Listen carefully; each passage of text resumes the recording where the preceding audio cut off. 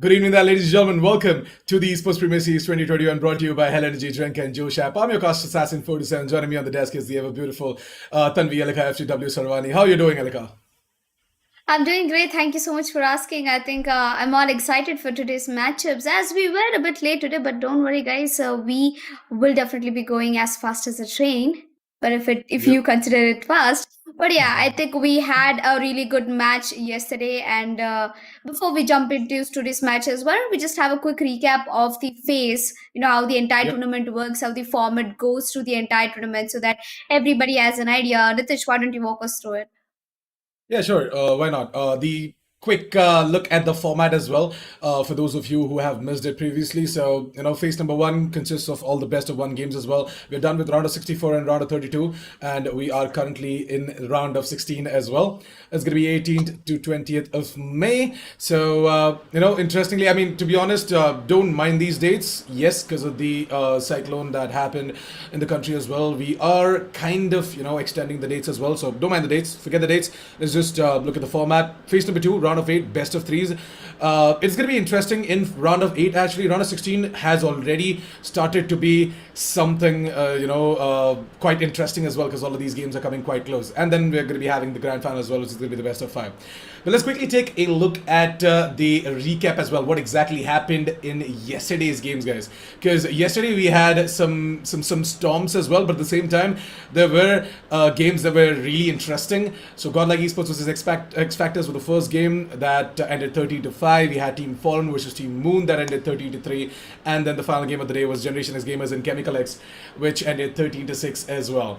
So yeah, yesterday we had pretty much one-sided games as well. But Elika, we do think so that those games are pretty Yes. interesting, even though they were storms as well. Talking about interesting, we Yep. do have some really exciting matches lined up for you guys today as well. Let's quickly take a look at today's schedule, and Elika is going to be walking you through the schedule as well. The Yes. schedule should pop up any minute now, and to be honest, I am very excited because we are going to be seeing some of the underdog teams as well playing it out today, as well as some of the top tier teams in the country as well. So Elika, why don't you go ahead and take over?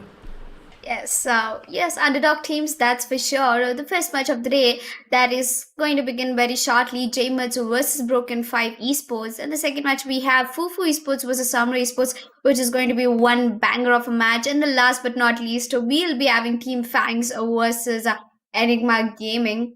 Well, Enigma Gaming, I think they are one of the upcoming underdog teams, I would precisely say. And Enigma Gaming, you guys know about them. They have been there in the scenario for a while. So, well, coming Yep. back to the first game of the day, Yep. I'm very excited about the first game because it's JMUDS versus Broken 5. Well, after JMUDS getting that victory against Forceman Esports 11-13, that was day before Yep. yesterday, the last round of 32, it was so close. Trust me, everybody was on the edge of the chairs and they were so excited. Everybody pretty much predicted it out that it might be Forceman Esports will be walking away with the win. But I think JMUTS, they had a better grip at the game that day. And with the gist of the difference of two rounds, they walked away with the victory. And talking about Broken 5 Esports, I've been seeing them a lot in the recent tournaments lately, and they've Mm-hmm. been performing very good, pretty average.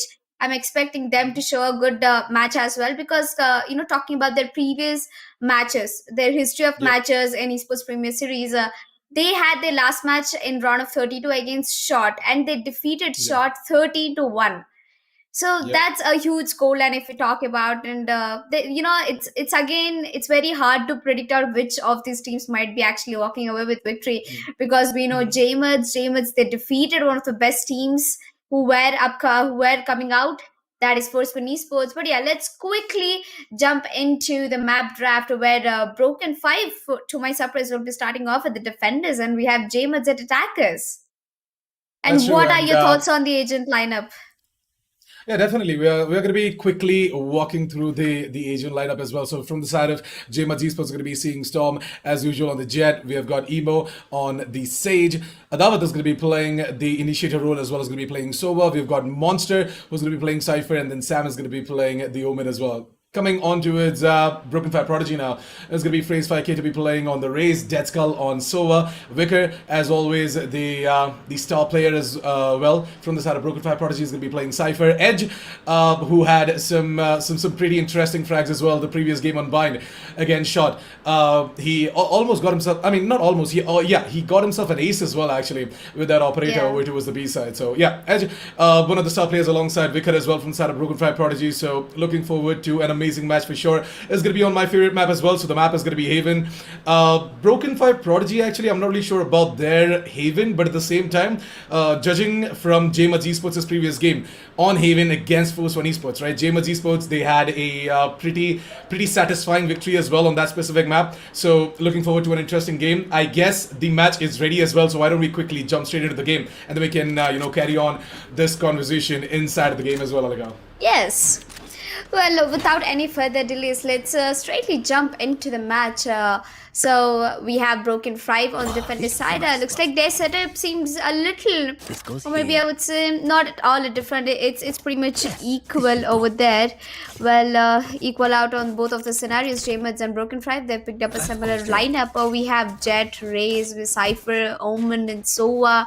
Man, I think it equalizes the potential for both of the teams equally. Well, I was expecting an Astra pick from Broken 5 because I know the guy Falcon, he usually plays the controller. But let's see, they went for a default lineup, good thing.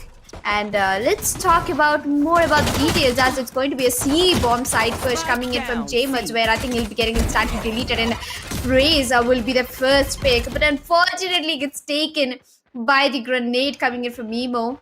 Well, Broken Fire Prodigy, they already lost 3 players, and it's going to be Dead Skull and Edge left with themselves, where Edge gets himself a pick, but gets immediately traded. It's a 1 versus 2 situation, and look at the HP from JAN-DEC. They're barely surviving as Raze has been taken down. That is the Cypher all alone on the bomb side, and I think his position has been given away with the almost deadly no HP left. I think it's going to be a tough one for Monster, as Dead Skull will be sticking through the defuse, and he will make it through, as Broken Fire Prodigy will be getting that ninja defuse. And Dead Skull, oh my god, with that kind of a skull, he can make wonders happen. That's true. That was quite a ballsy play coming in from Dead Skull as well, and that was the correct decision to make, by the way. And I guess the positioning coming in from Monster kind of made it really easy for Dead Skull to go ahead and stick that diffuse as well. By the way, sorry for the inconveniences caused, guys. There was a little bit of a hiccup with the observing as well. So sorry for the inconveniences caused. We are going to be getting that fixed, and don't worry, I'm going to have more and more cinematic cams coming on your screens as well. So 1-0, Broken Fire Prodigy, they are going to be walking away with the pistol round, and I guess JAN-DEC Esports now have to go in for nothing but the pistols as well. We are going to be seeing Storm upgrading to a Frenzy, so let's see how exactly that works. From the side of Broken Fire Prodigy, it's going to be the barrage of Spectres, and let's hope that they are going to be able to go ahead and walk away with the victory in this specific round as well. Looks like I don't think the eco round, it's not working perfectly fine for Broken Fire Prodigy. I think they're just a little too overconfident with the first pick coming in, an Edge. He'll be the last man standing, and he actually had the first steps, if I'm not wrong, that it's got to be a C rotation coming through anytime soon. It's a 1 versus 4 situation, and with 93 HP left, he can do something. Well, JAN-DEC's Dawat is tagged down to really low HP, and I think he might be able to put up a good show over here if he knows where exactly the Omen is standing. And there you go, he gets himself a triple, and the last but not least is going to be the Raze, and I don't think Edge has the HP to work with right now, and I think he might be trying for a sneaky gameplay, and there he goes, gonna give the red shot after once again. Another clutch coming in from Broken Fire Prodigy. I'm surprised and I'm impressed at the same time that Broken, they're giving away the initial picks for JAN-DEC, but they make sure they get the round into their hands. Definitely, the star player coming in from the side of Broken Fire Prodigy is going to be Edge to go ahead and get that 1 versus 4 clutch done as well. A quad for the man, as you know, they're going to be putting up the second round of the board. It is going to be a defender's side timeout, actually. So it's going to be Broken Fire Prodigy to go ahead and take a little bit of a timeout. Maybe they need to reiterate their options as well, as to how exactly they're going to be placing themselves in this specific round, because it's going to be a full buy round coming in from JAN-DEC Esports, guys. So JAN-DEC Esports, you know, with that added advantage coming in terms of the weapons as well. Maybe Broken Fire Prodigy, them taking this time out is worth it. Yeah, I think Broken Fry Prodigy they did have to take the timeout because they almost gave up that round. It was a 1 versus 4 situation for them, and I think they need to realize what mistakes they have done. And with that, I think with that summing up, with almost losing that round, they need to reconsider their choices and options and what kind of exactly they're actually looking right now. What kind of a composition they want to put out, what kind of strategies they want to carry out. So I think Broken Fire Prodigy, they have to look out for what exact composition they're gonna put out in the game. Well, coming back, I think the timeout has resumed and now we are back in the action. Looks like it's going to be Wicker who will be playing A along with Phrase. That's the Raze and Wicker, the Cypher lineup, and I think both of them are going to work very well. And look to Wicker, the teamwork is really coming out well from Broken Fire Prodigy. And I don't think Broken Fire Prodigy, has any kind of economy to go for a Vandal or a full buy right now. So they pretty much might be playing out the bonus round. And well, let's discover something new. Are they gonna get this round? I'll go totally crazy if JMets lose this round against Broken Fry because JMets they have been one of the strongest so far. Yeah, JMUDs, they definitely went ahead and beat out a team like Force Esports as well.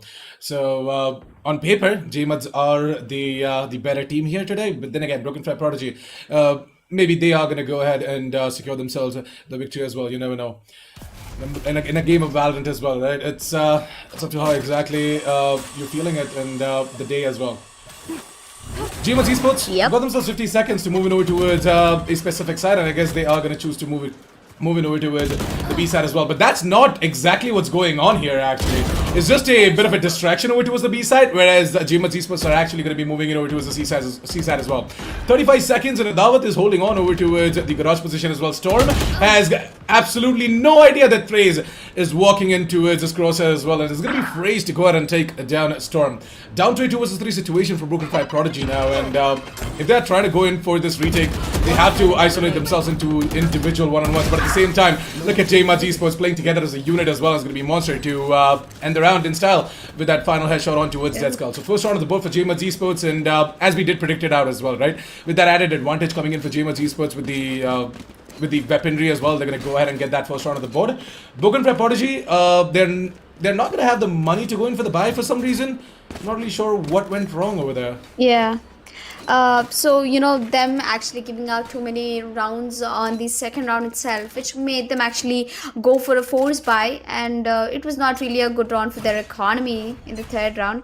And now losing that round against JMets, now that's gonna cost them a lot of things. So they have to go for an eco. They have no choice left. But it's good that they've already secured 2 rounds on the defending side. And talking about JMets, the pros are back in the action after losing 2 rounds. They definitely did give a comeback against Broken Fry Prodigy. Well, there is one special thing I would like to talk about JMUDs Esports, that every player in JMUDs, they have the individual potential, to get the frags. It's not only the duelist, it's not only any kind of a sentinel who gets the entry into the sides.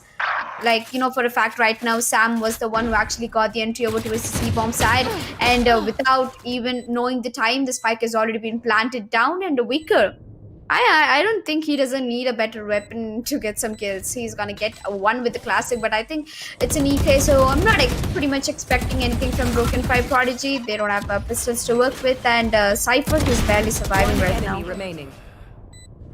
It's going to be Sam to go ahead and get himself a triple as well that round, and he was almost looking for the quad, but then Emo is going to get the kill on towards Edge as well. So Broken Fire Prodigy, not a bad eco, but at the same time, I guess the teamwork coming in from Broken Fire Prodigy as well, it worked out in finding that frag for Vicar. That little bit of a distraction being provided by Phrase 5K as well over towards the window position, right?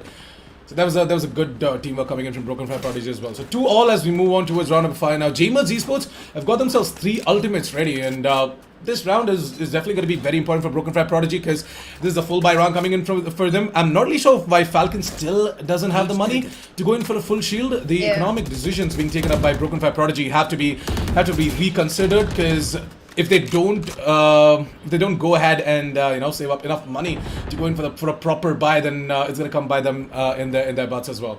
So Broken Fire Prodigy, let's hope that they are gonna consider their economy and they're gonna save up properly. Whereas JAN-DEC Esports on the other hand, they are gonna go ahead and start executing over towards the seaside.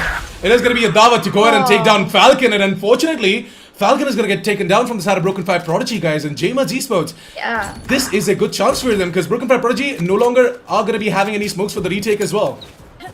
Yep, that was an absolute death blow coming in from Adawat, putting an end to Falcon, but also on the other end, Skill has also been, picked up. That pretty much makes Sam is going to be the one who will be getting that plan down. And I don't think you even need to get the plan down because before the time runs out, Broken Fire Prodigy have already been shut down by JAMEDs and JAMEDs.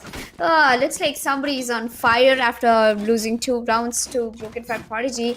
JAMEDs are looking way stronger, and wow, Broken Fire Prodigy, their economy is pretty broken right now. I'm not gonna lie, and if they considering to go keep force buying the weapons, I wouldn't really recommend them to do that because if they lose this round, they know for a fact that their next round is going to be even more tougher, and which means that JAMEDs will be taking more and more rounds. And JAMEDs, they're doing a good job with the recon. They've already spotted out 2 players over towards the Yearlong. They're gonna huddle up against them, and Storm is gonna put an end to Dead Skull by giving a beautiful headshot. Over here, we have Freeze, 5Key, and Edge. They're trying to team up towards shot, and they might actually find a frag. I wouldn't be surprised if they successfully do, but I don't think it's gonna happen. But Edge somehow managed to get that kill, gets immediately traded off by Storm, and Storm is on fire, Nitish. He gets himself a triple. That's true. JAMEDC Esports, they're actually putting up quite the work. But then again, there's always this beast of a man with the name of Vicar as well from the side of Broken Fire Prodigy to come in and ruin the surprise for all the other teams out there. I mean, Vicar single-handedly has been able to get so many frags as well. And there you go. Once again, nothing but a Spectre. He's going to get himself a triple, and maybe if he gets the frag on towards Monster as well, this might be a clutch that Broken Fire Prodigy are looking forward to. But unfortunately, it's going to be Monster to get that frag, and JAMEDC Esports to put up the 4th round of the board as well. Now, I would like to put up a very interesting stat on the board as well, guys.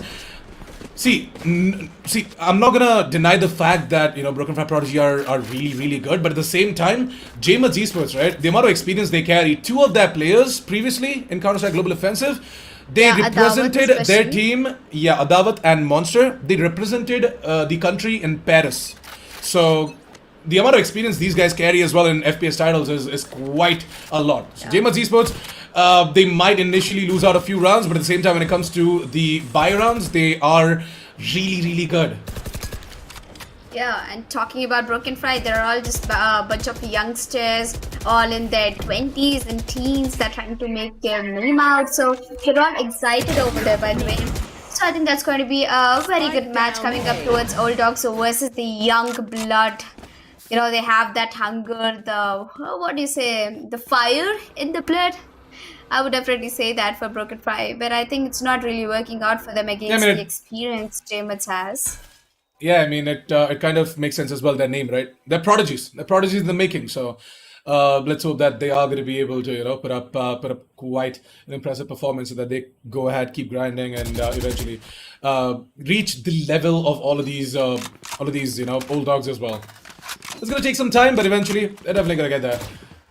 JAMEDC Esports right now in a 4 versus 4 situation, right, are looking to move it over towards the A side, where it's just down to Edge. Now, Edge is going to updraft his way over towards the short position as well, whereas Adawat is going to be the one to get the frag on towards Vicar, towards the C side. And JAMEDC Esports, the amount of mind games that these guys are bringing on the board as well. Broken Fire Prodigy are not able to read up and add 1-on-1 on the board as well. As Dead Skull does get the frag on towards Sam, that is going to be the smoker going down from the side of JAMEDC Esports. Now, with that, JAMEDC Esports are no longer going to be having any sorts of smokes left, but I guess with that execute done and dusted as well, right? They really don't want the smokes anymore. Edge is gonna find Emo trying to move in over towards the B side and eventually come in with a little bit of a backstab as well. It's gonna be Adawat to get the frag on towards Zenith, and Edge, he's gonna miss absolutely everything, and Adawat is gonna find himself a triple. Adawat, I guess, has activated himself and is a little bit angry on losing the first 2 rounds, as Elika did say. Yeah, I mean, wow. I know for a fact that Broken Fire Prodigy started out to be an outreach, but I guess J-Mates, they immediately melt them down with the ice. And I guess it's high time that Broken Fire Prodigy realizes what they're missing through. And J-Mates, you guys are doing a great job. And as you said, Nitish, the experience always stands out on the talent, like all the time that J-Mates have spent in the esports, especially in the FPS games.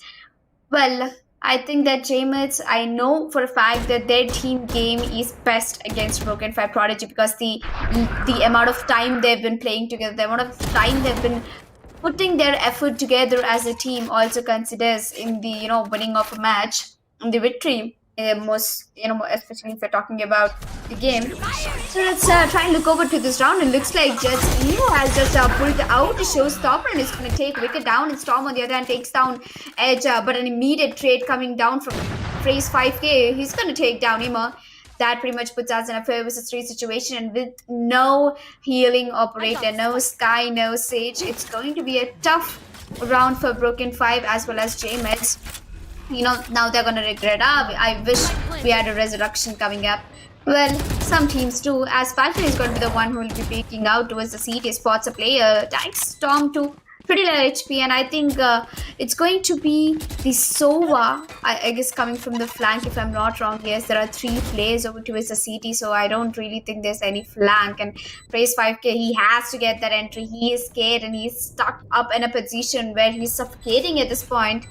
But I think if he has the lust for the blood, he has to go ahead and get the Storm for his team. But I think Storm is not going to let that happen because his pride has a better option over here. As Dead Skull is gonna move through the smoke, I don't think he can do any absolute thing, as J-Mates, Sam is gonna take down the last person, Falcon, with an operator in that 6th round on board for J-Mates Esports. And I'm not surprised. I'm not at all surprised because J-Mates, they have defeated Force One Esports in the first place, and on the second place, Haven is an attacking sided map. So I think that it pretty much explains. Yeah, that's true. Even as an attacker side of the map, and maybe Broken Fire Prodigy, all they have to do is just eke out a few more rounds on the defense, and maybe they're going to be able to make the comeback as well. J-Mates Esports, on the other hand, their defense is equally good, but at the same time, if Broken Fire Prodigy can just keep the pressure up, right? Maybe J-Mates Esports are going to crack as well.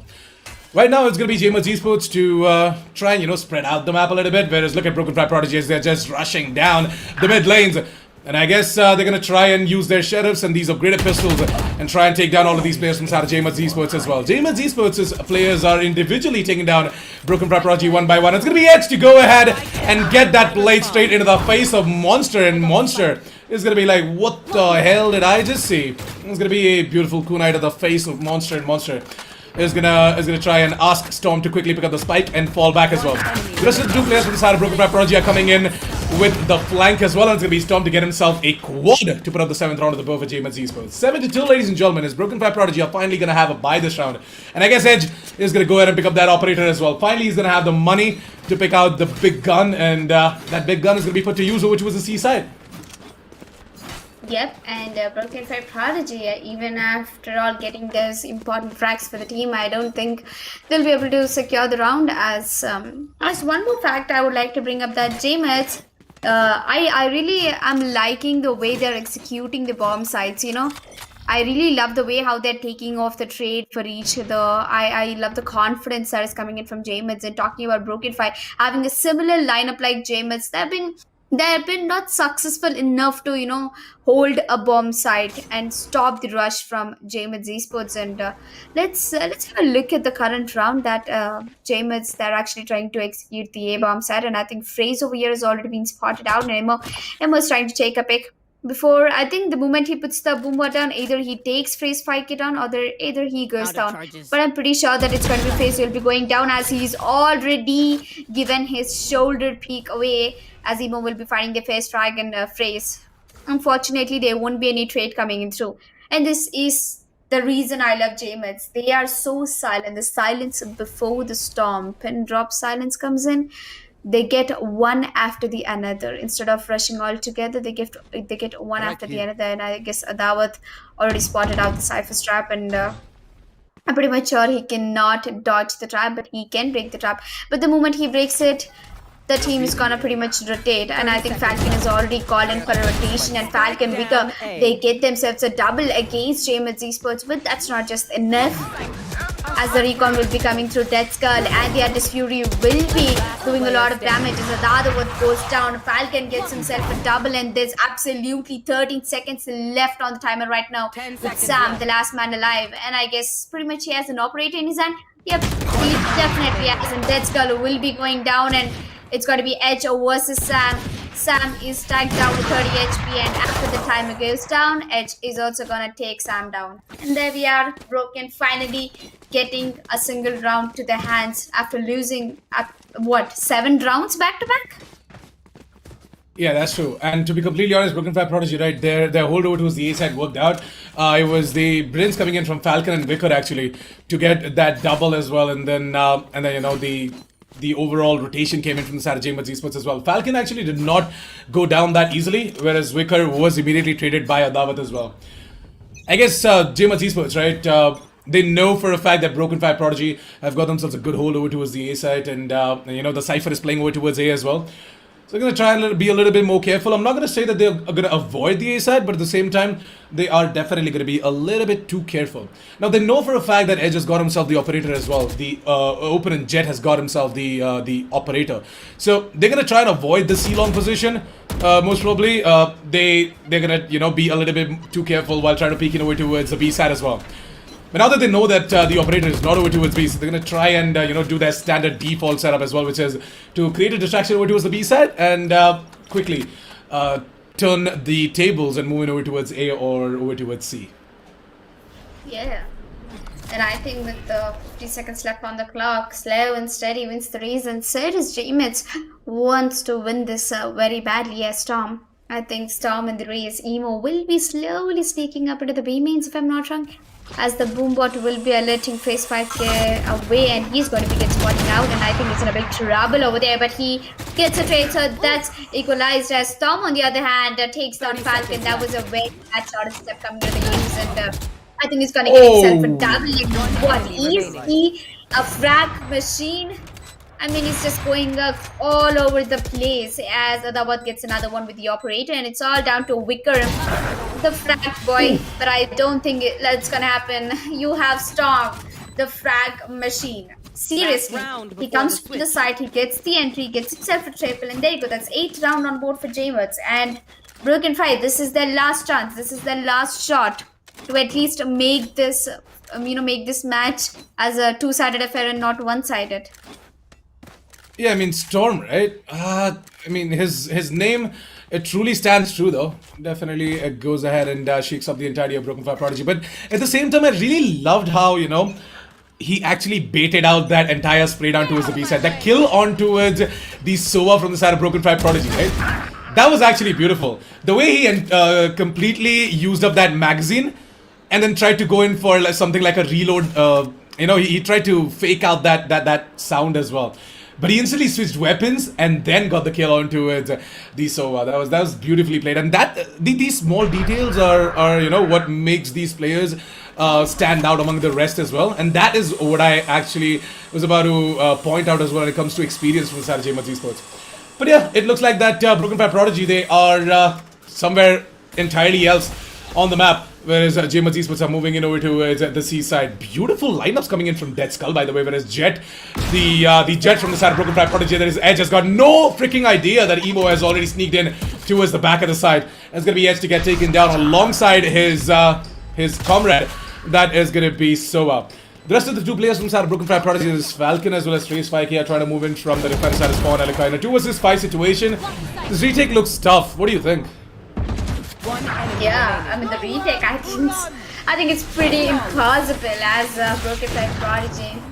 Oh man, they're in a big trouble, aren't they? As J-Mits are gonna get another round to their hands. That's 93, and there you go. That's the first half ending up, and Broken Fire Prodigy with all the red signs in their heads. I don't think the negativity is gonna push them to the victory towards the match, but I think J-Mits are looking pretty confident. I mean, who doesn't feel confident after making a really good team defeat? Well, putting that aside, I got some interesting facts to be speaking about J-Mits Esports. I got to know that Ada was one of the oldest and experienced and a CSGO player coming in from JMUDs. And I think Storm is the youngest in JMUDs, being a Jet player. And I did hear a little less about JMUDs, but I did my research, and this is very little I know about them. And I think Storm, he's not being invitable at all for Broken 5, as Emo is gonna take race 5k once again with the pain shell again. Oh, I feel bad for this guy, as Monster is gonna get another 1-on-2 edge as the spike has been planted down, but I think that's a good job. But look at JMUD Sam, he's trying to go in for a flank, and I think Dead Skull, you are not really in a good place, but I don't think the flank is needed because JMUDs have already defused the bomb. And Adawat, this is gonna take Falcon 5 down before the round goes in.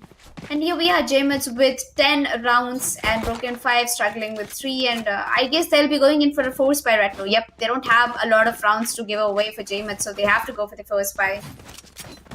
Yeah, I'm kind of confused as well as to what exactly happened over to the B side over there. Like, Broken 5 Prodigy, they got the plant. Alright, fine. The raise got taken down. That is phrase 5k. No, got taken down by the... Yeah. Emo happened over there. Yeah, that's true, that's true. I mean, JMUD's Esports' utility usage is definitely something to be talked about, but ooh, Edge, he's gonna be blocked, and he's not gonna like that. He's gonna be flaming his teammates right now.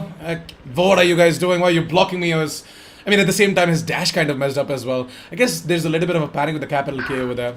Guys, this is an eco round for the side of Broken 5 Prodigy, so... I mean, no, hold on a second. They did force buy, right? They've got themselves as Spectres. So yeah, Broken 5 Prodigy, they did force buy this specific round, and JMUD's Esports, they are down to a 2 vs 2 situation as well. FaZe is the only healthy player from the side of Broken 5 Prodigy, by the way. And oh, what? Falcon, he was pretty damn low. All it took Monster was a random spray to get that kill on towards him, and that's going to be the 11th round of the board. But yeah, guys, what I was trying to say in that specific round was that in another tournament, right, I did got to know that JMUD's Esports and Broken 5 Prodigy, they played against each other, where JMUD's Esports took the victory 13-11, if I'm not wrong. 13-10 or 13-11. That is true.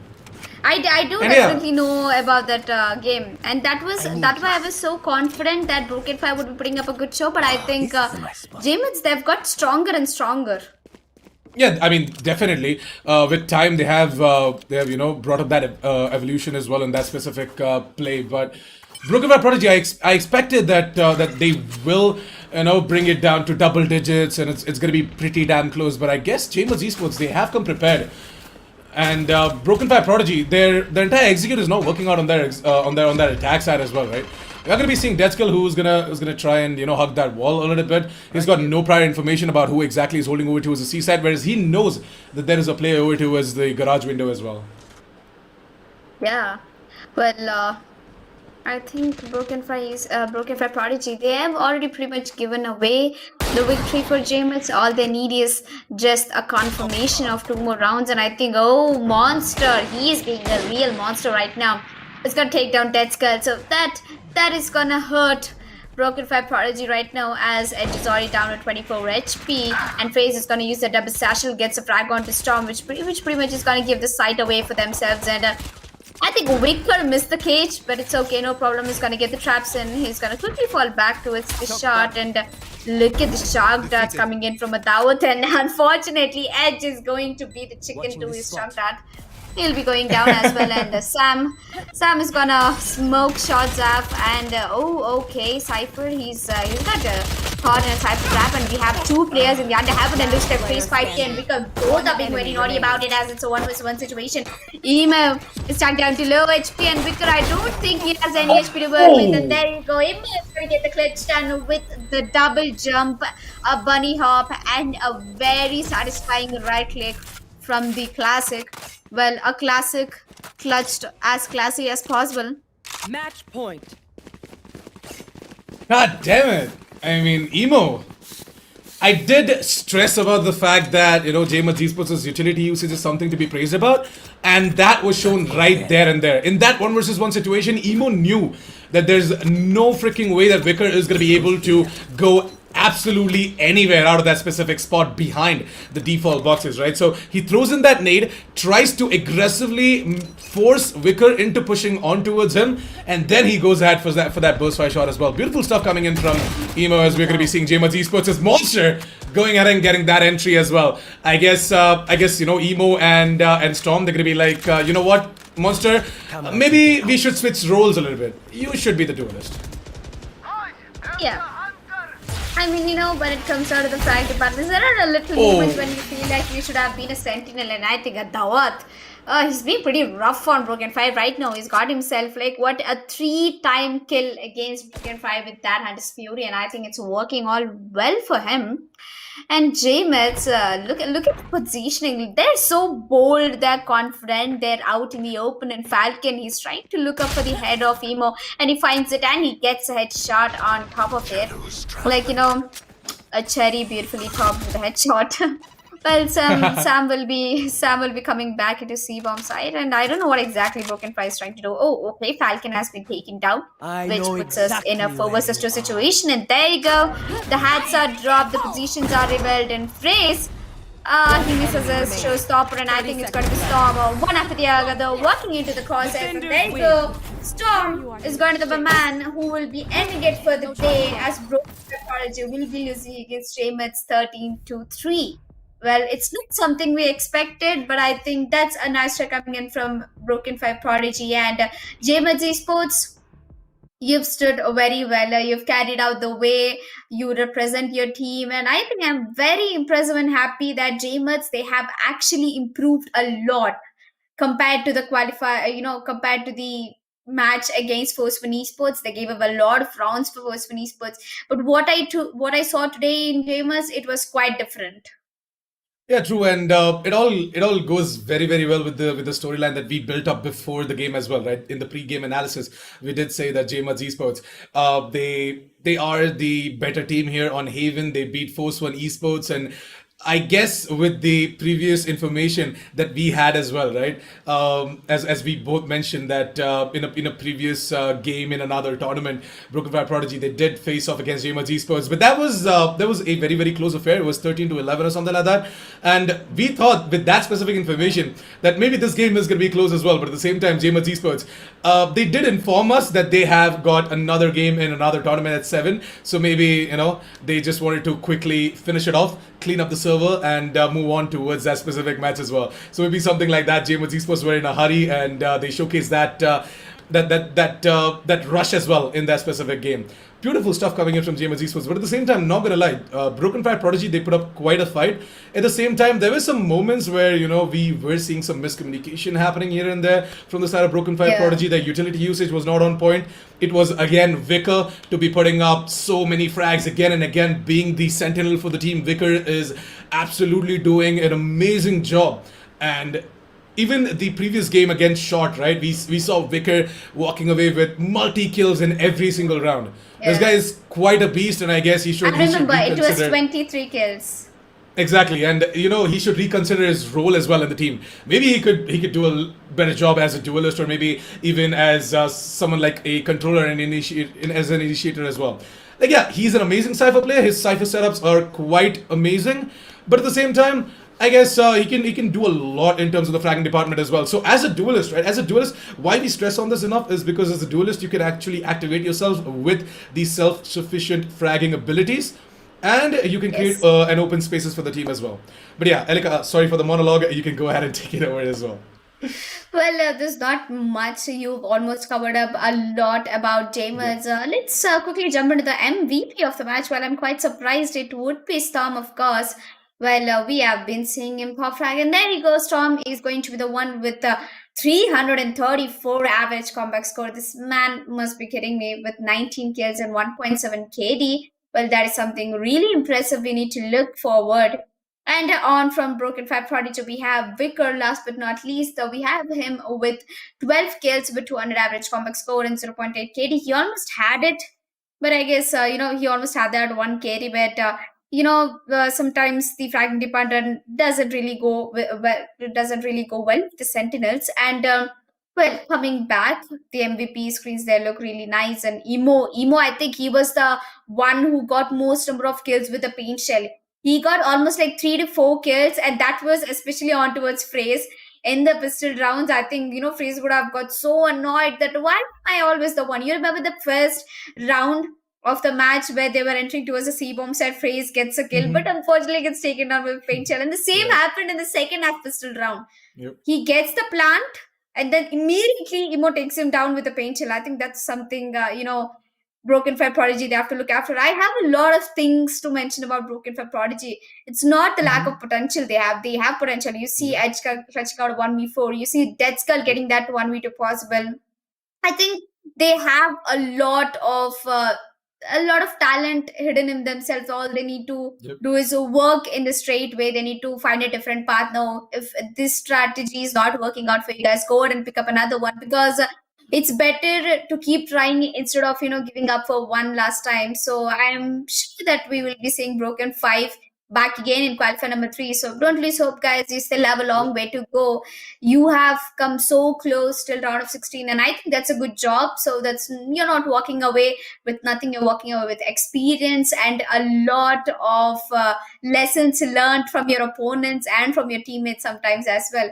I'm pretty sure Vicar has dropped his hats and given out a lot of knowledge to his teammates. That's true. That's true. He definitely throws in his hat as well as soon as his ultimate is ready, and he gathers a lot of intel for the team. Now is the time for Broken Fire Prodigy to go ahead and gather a lot of intel about what exactly went wrong in that specific game.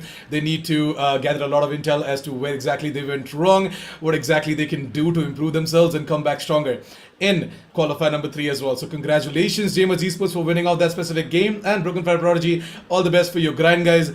Make sure you come back in qualifier number 3 and make your way in towards the semi-finals and eventually towards the grand finals as well. Hoping for you to get the best out of your specific lineup as well.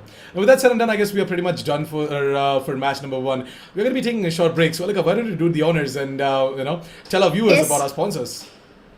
Yeah, before we quickly close it up for a short break, I want you guys to know that you are watching Esportz Premier Series Qualifier number 2, powered by Energy Drink and presented to you by Josh App. These two are the sponsors which are giving us the energy to bring out a huge tournament. It's a 4-month-long tournament and a years-long championship, which will be summing up in the grand finale on the LAN. Looks like the qualifier number 1 has been already done and dusted. We are in the qualifier number 2.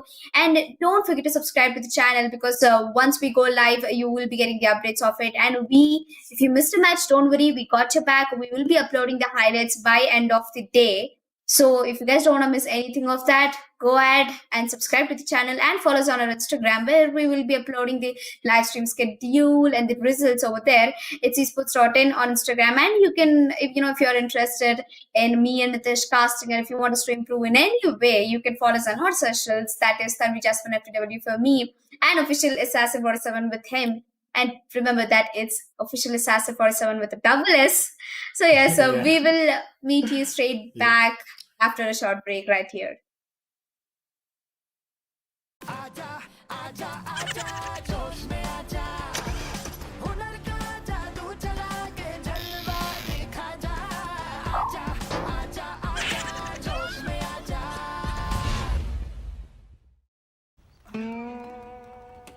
ये है होश,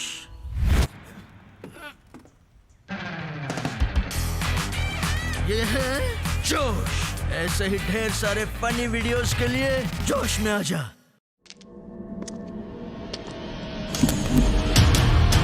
There was a time when I drank coffee. Lots of it. That time is long gone. I switched because I like to keep up with the new trend. Energy, taste, power. What else do you need? For me, it's enough. Hell Energy. Wanna see something hot? क्या तुम्हारे ठुमके में है मेरे वाला दम? जोश पर आए, अपना ठुमका लगा दुनिया हिला चैलेंज अपलोड करें और हर हफ्ते जीतें 25 लाख तक के इनाम। ये है होश, ये है जोश। ऐसे ही ढेर सारे रोमांटिक और क्यूट वीडियोस के लिए जोश में आजा। Wanna see something hot?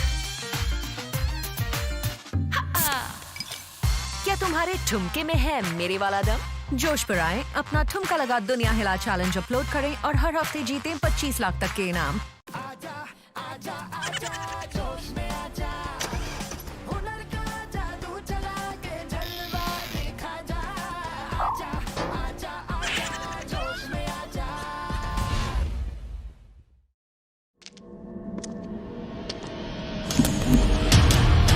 There was a time when I drank coffee.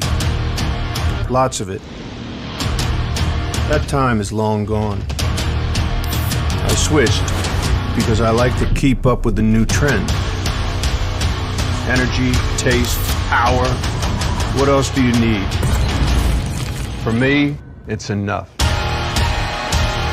Hell energy. ये है होश।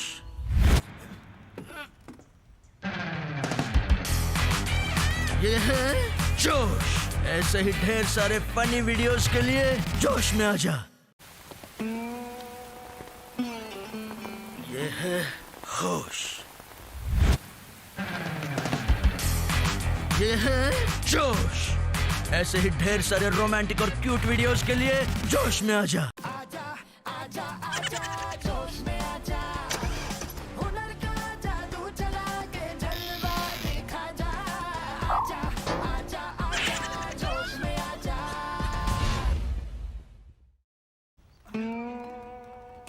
ये है होश।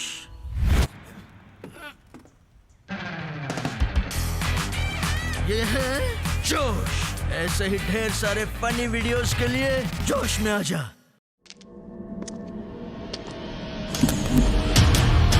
There was a time when I drank coffee. Lots of it. That time is long gone. I switched because I like to keep up with the new trend. Energy, taste, power. What else do you need? For me, it's enough. Hell energy. Wanna see something hot? क्या तुम्हारे ठुमके में है मेरे वाला दम? जोश पर आए, अपना ठुमका लगा दुनिया हिला चैलेंज अपलोड करें और हर हफ्ते जीतें 25 लाख तक के इनाम। ये है होश। ये है जोश। ऐसे ही ढेर सारे रोमांटिक और क्यूट वीडियोस के लिए जोश में आ जा। Wanna see something hot? क्या तुम्हारे ठुमके में है मेरे वाला दम? जोश पर आए, अपना ठुमका लगा दुनिया हिला चैलेंज अपलोड करें और हर हफ्ते जीतें 25 लाख तक के इनाम।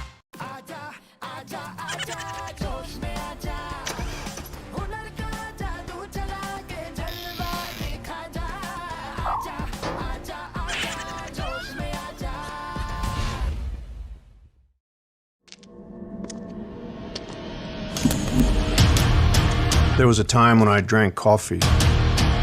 Lots of it. That time is long gone.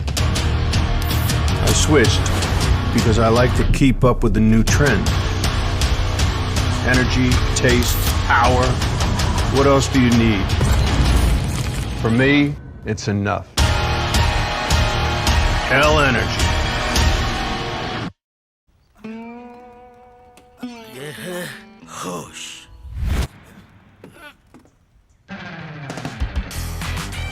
ये है जोश। ऐसे ही ढेर सारे फनी वीडियोस के लिए जोश में आ जा। ये है होश। ये है जोश। ऐसे ही ढेर सारे रोमांटिक और क्यूट वीडियोस के लिए जोश में आ जा।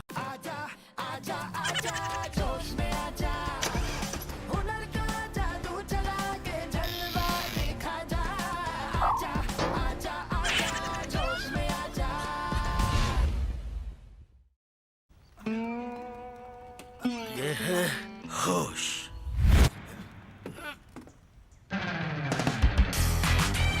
ये है जोश। ऐसे ही ढेर सारे फनी वीडियोस के लिए जोश में आ जा।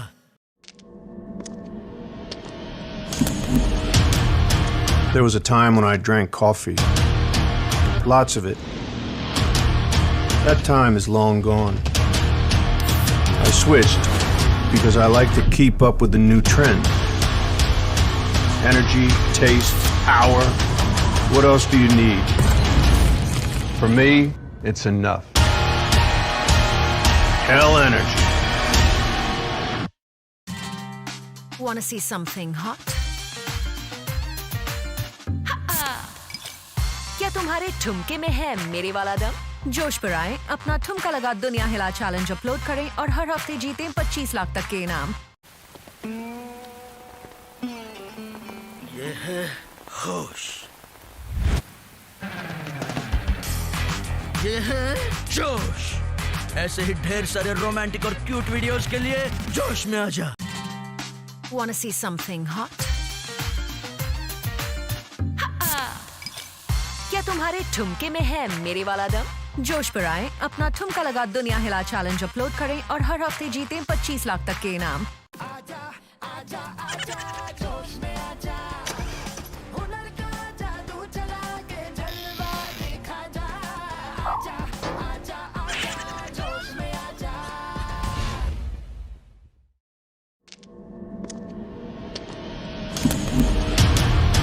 There was a time when I drank coffee. Lots of it. That time is long gone. I switched because I like to keep up with the new trend. Energy, taste, power. What else do you need? For me, it's enough. Hell energy. ये है होश,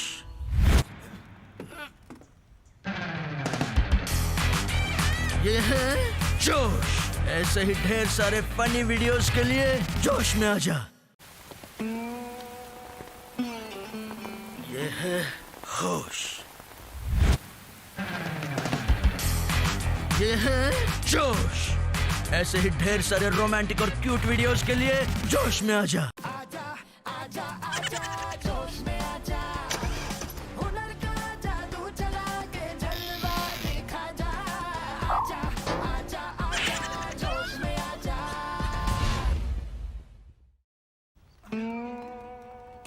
ये है होश,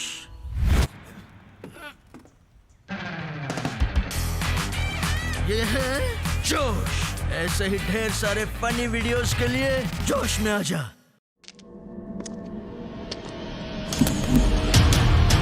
There was a time when I drank coffee.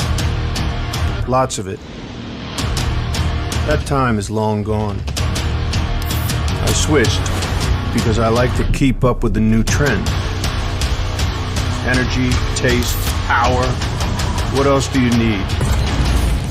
For me, it's enough. Hell energy. Wanna see something hot? क्या तुम्हारे ठुमके में है मेरे वाला दम? जोश पर आए, अपना ठुमका लगा दुनिया हिला चैलेंज अपलोड करें और हर हफ्ते जीतें 25 लाख तक के इनाम। ये है होश, ये है जोश। ऐसे ही ढेर सारे रोमांटिक और क्यूट वीडियोस के लिए जोश में आजा। Wanna see something hot? क्या तुम्हारे ठुमके में है मेरे वाला दम? जोश पर आए, अपना ठुमका लगा दुनिया हिला चैलेंज अपलोड करें और हर हफ्ते जीतें 25 लाख तक के इनाम।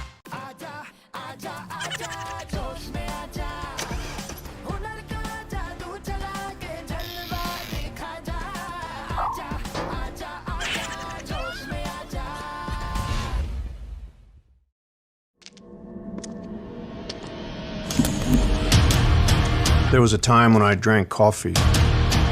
Lots of it. That time is long gone.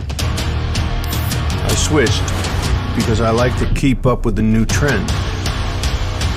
Energy, taste, power. What else do you need? For me, it's enough. Hell energy.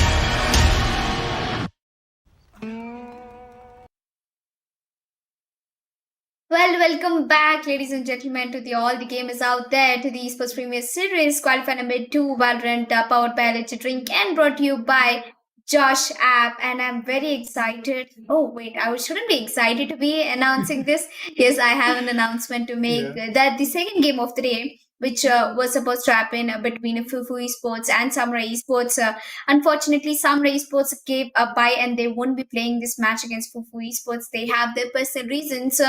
That's why Samurai Esports is giving a bye, which means Nitish, one of the best. I wouldn't say one of the best. I would say the best of the best top tier one team in the country. That is Samurai Esports is going to be giving away a buy. That means a free win to FUFOO. And Samurai Yep. Esports stepping down from this qualifier number 2 is going to give a lot of opportunities for the underdog teams to come up, Nitish. That's true. Unforeseen events, man, technical difficulties, they do tend to, go ahead and mess things up as well. And I guess Samurai Esports are not going to be happy regarding this decision as well. But then again, it was coming in from them as well that they are taking the decision of forfeiting the specific game against FUFOO Esports. So they're going to be giving a bye, as Elika did mention. And FUFOO Esports, they are going to get an easy way in towards round of 8 as well. So congratulations, FUFOO Esports, for making your way in towards the round of 8 of Esports Premier Series 2021 qualifier number 2, brought to you by Energy Drink and Josha. That sort of sets up an amazing storyline for us to follow up for Enigma Gaming as well, right? The match that is going to be coming up right now. Team FANGS versus Enigma Gaming. Now, with Samurai Esports stepping down from qualifier number 2, it becomes really, really easy for Team Enigma Gaming to go ahead and catch that slot as well and, reach Yeah. the semifinals and eventually the grand finals as well. So, Oh, Godlike wait, Esports are that- going to that be one is- competition for them. Yes.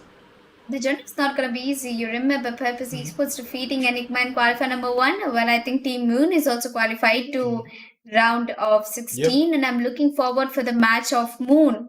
I'm pretty sure that they are going to put up a good competition against Enigma Gaming, and Enigma Gaming, they need to look after which team they are playing against because the name has been changed, but the players are not, and I'm pretty sure this time Team Moon is going to come back stronger.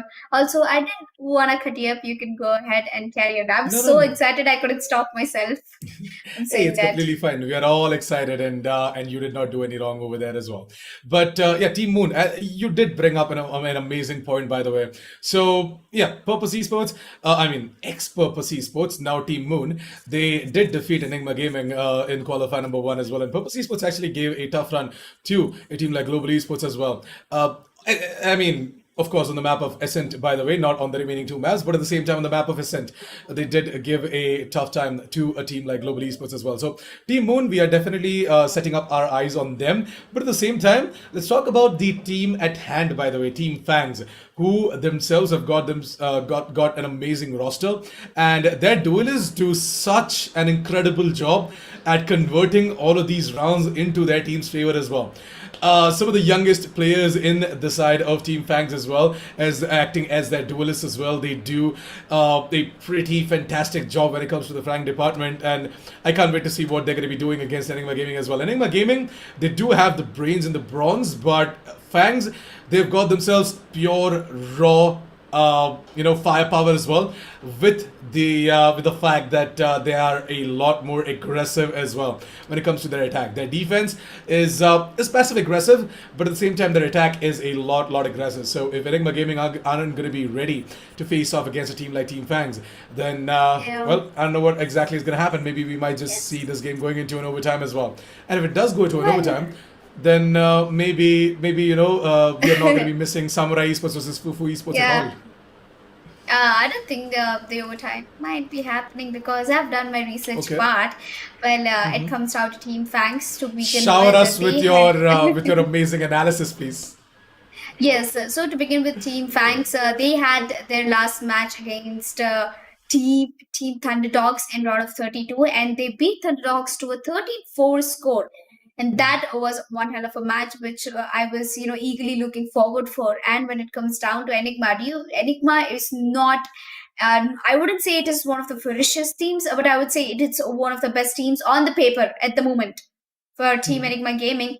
The last match they had in round of 32, it was against TFF, the 5 friends, and they beat them down 9-13, which was a close score. It was in the map of Icebox. I surely remember that match getting streamed, and Batman, he was going crazy with the Killjoy. Yep. I still have that scenarios in my mind playing out. So looking at the history of both of the teams, well, we do have a long way of history for Enigma Gaming. And I think they have a stronger composition compared to Team FANGS. They have a boot camp, and their team players and the way they put themselves together, I think that's way far better than how Team FANGS carry out themselves. And Team FANGS, yes, of course, they are one of the underdog teams, and they have the youngest players. I keep saying that these young players, they have that fire in themselves. They have the desire to get things done quickly. And sometimes it can lead you to a good destination and sometimes not. But yeah, the failure is always a stepping stone for success. And I think Team Fangs, they're looking for a really good banger match for Enigma Gaming. And I think we Yeah, will be Enigma Gaming's jumping into previous the game. game. Yeah, Enigma Gaming's previous game was on Icebox, right? I do remember Yeah, Batman on Enigma the Gaming versus Viper. TFF. TFF carried out a TFF, single yeah. duelist. Yep, they did try that single duelist composition as well, which did not work out, by the way. But it's okay. They Yeah. were able to eke out 5 rounds against Team Enigma Gaming, of course. Enigma Gaming's entire roster, they picked up their game as well. It was actually a Badman Wexy show as well over there. We did see the Jet as well doing quite a lot. It was Ghost, if I'm not wrong. Yeah, Enigma Gaming Ghost, who Yeah. actually put up quite a performance with that operator as well once he moved over to his defense as well. So Enigma Gaming, they do look quite strong, and let's hope that Fangs are going to be ready with their homework done as well against Team Yes. Enigma Gaming. Now, Enigma Gaming, I don't think There's so an interesting that. fact. Yes, There's an go interesting ahead. fact that, Hika, he used to be the race player, but he recently switched up towards playing Sentinels like Sage, which actually pretty much surprised me. What do you think about the lineup? You remember, right? Like, Hika picked up Sage in the map of Icebox against TFF, and it quite surprised me. I guess it's map oriented as well. So I have seen Hika go ahead and pick up the race when it comes to maps like Bind and Haven as well. So I guess on Icebox maybe they tried something new. Hika on the Sage was pretty damn good as well. But I did get an information from the production side of things as well that we are running a little bit of a delay in the game. There's some sort of tech issue as well. So we're getting the game ready and the players in the lobby as well. So once that is ready, we are going to be jumping straight into towards the draft selection screen as well. So before that, we are going to be jumping straight into a break. So we're going to quickly go ahead, energize ourselves for the match, and come back with more and more interesting tidbits, especially Elika. She definitely does her homework well, and she has got a lot of stuff to tell you guys as well. So yeah, we're going to be jumping straight to a quick break, and we're going to be coming back really soon. So don't go anywhere, stay tuned. We're going to be right back.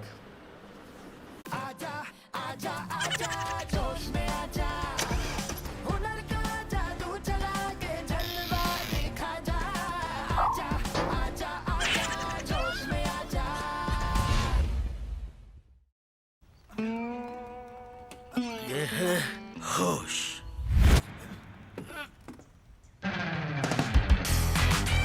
ये है जोश।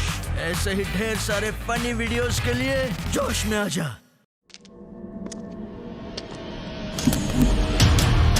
There was a time when I drank coffee. Lots of it.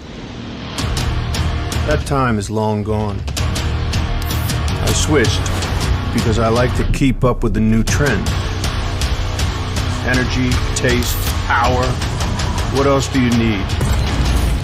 For me, it's enough. Hell energy.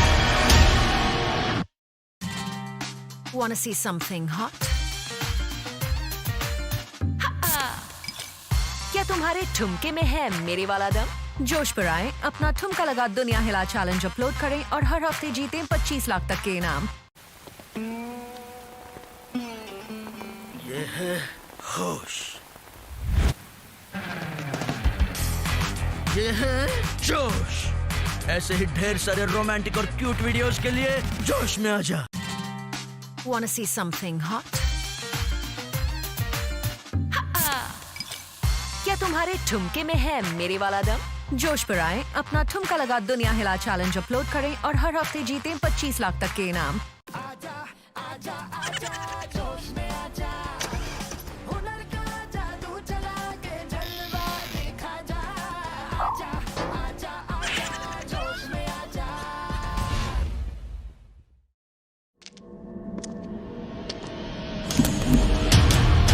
There was a time when I drank coffee. Lots of it. That time is long gone. I switched because I like to keep up with the new trend.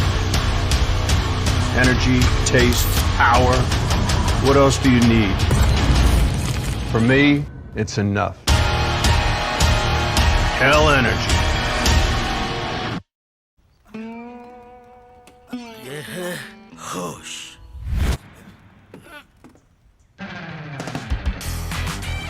ये है जोश। ऐसे ही ढेर सारे funny videos के लिए जोश में आ जा। ये है होश। ये है जोश। ऐसे ही ढेर सारे रोमांटिक और क्यूट वीडियोस के लिए जोश में आ जा।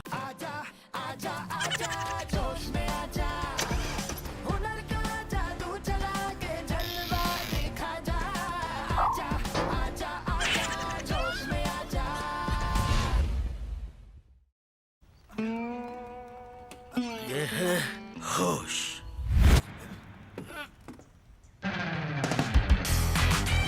ये है जोश।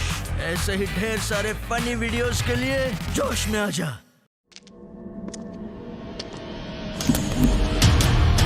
There was a time when I drank coffee. Lots of it. That time is long gone. I switched because I like to keep up with the new trend.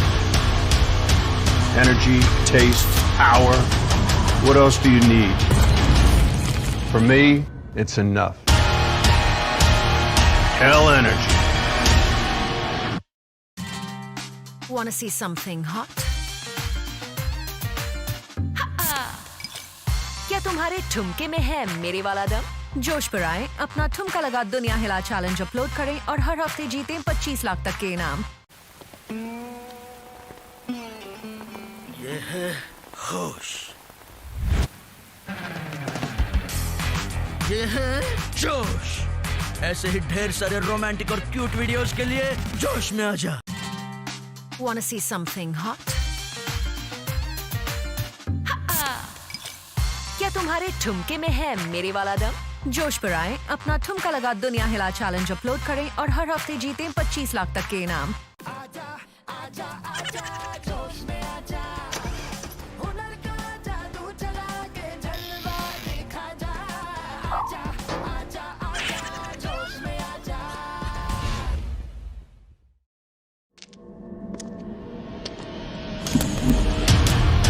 There was a time when I drank coffee. Lots of it. That time is long gone. I switched because I like to keep up with the new trend. Energy, taste, power. What else do you need?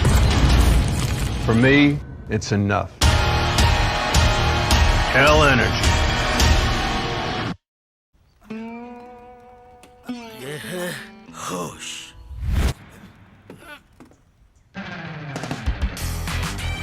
ये है जोश।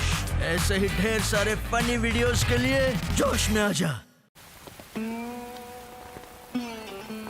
ये है होश। ये है जोश। ऐसे ही ढेर सारे रोमांटिक और क्यूट वीडियोस के लिए जोश में आ जा।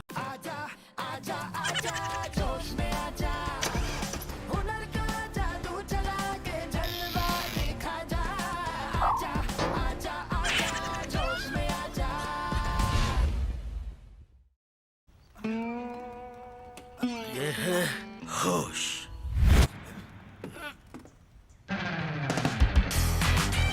ये है जोश। ऐसे ही ढेर सारे फनी वीडियोस के लिए जोश में आ जा।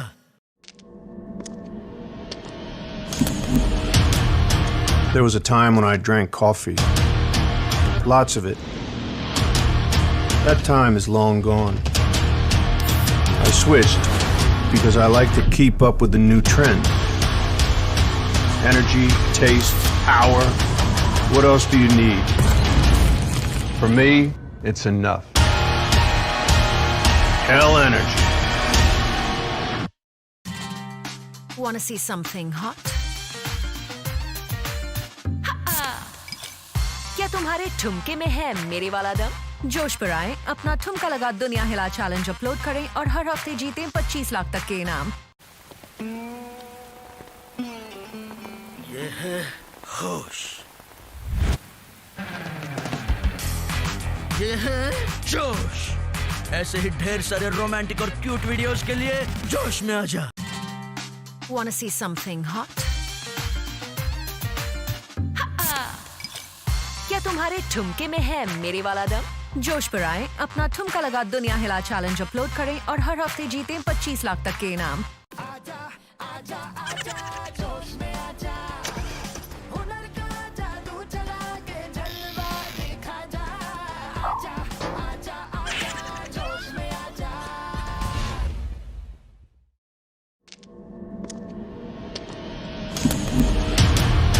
There was a time when I drank coffee.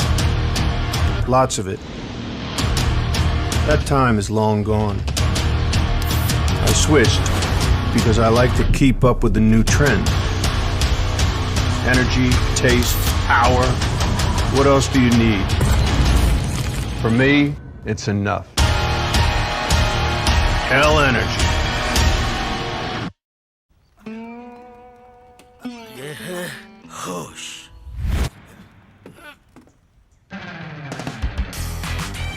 ये है जोश। ऐसे ही ढेर सारे फनी वीडियोस के लिए जोश में आजा। ये है होश। ये है जोश। ऐसे ही ढेर सारे रोमांटिक और क्यूट वीडियोस के लिए जोश में आजा।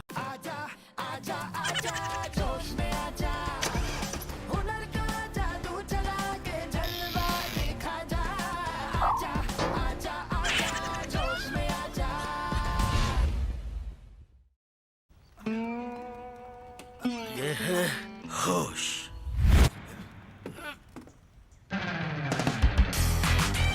ये है जोश। ऐसे ही ढेर सारे फनी वीडियोस के लिए जोश में आजा।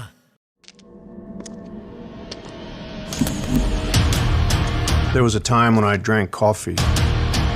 Lots of it. That time is long gone. I switched because I like to keep up with the new trend. Energy, taste, power. What else do you need?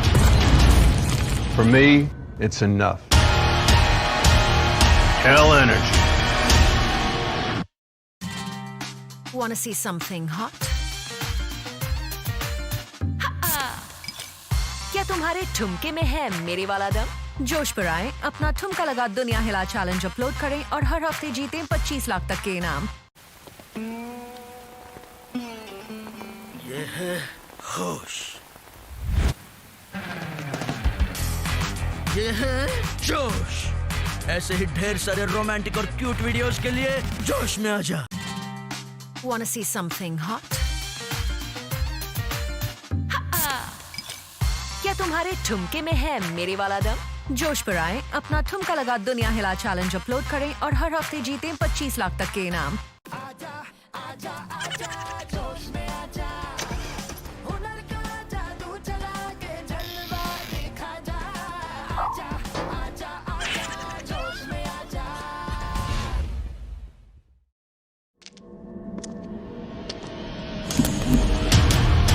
There was a time when I drank coffee.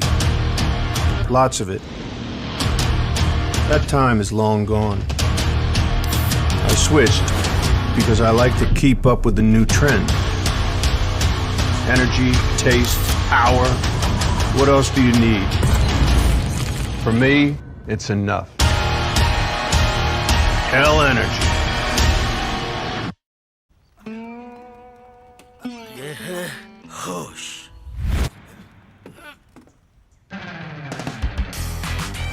ये है जोश। ऐसे ही ढेर सारे funny videos के लिए जोश में आजा। ये है होश। ये है जोश। ऐसे ही ढेर सारे रोमांटिक और क्यूट वीडियोस के लिए जोश में आजा।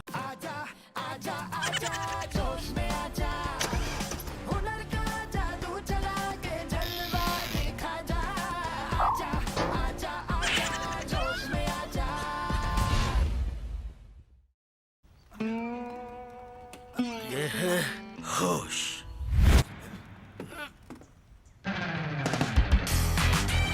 ये है जोश। ऐसे ही ढेर सारे फनी वीडियोस के लिए जोश में। Well, welcome back once again, ladies and gentlemen, to the Esportz Premier Series Valorant Qualifier number 2, presented to you by Josh App and powered by Hell Energy Drink. And right now, we are on the last map of the day, and we've had a short day, I would say, today. The first match, it happened very quick between Broken Fire versus JMUTs 13-3.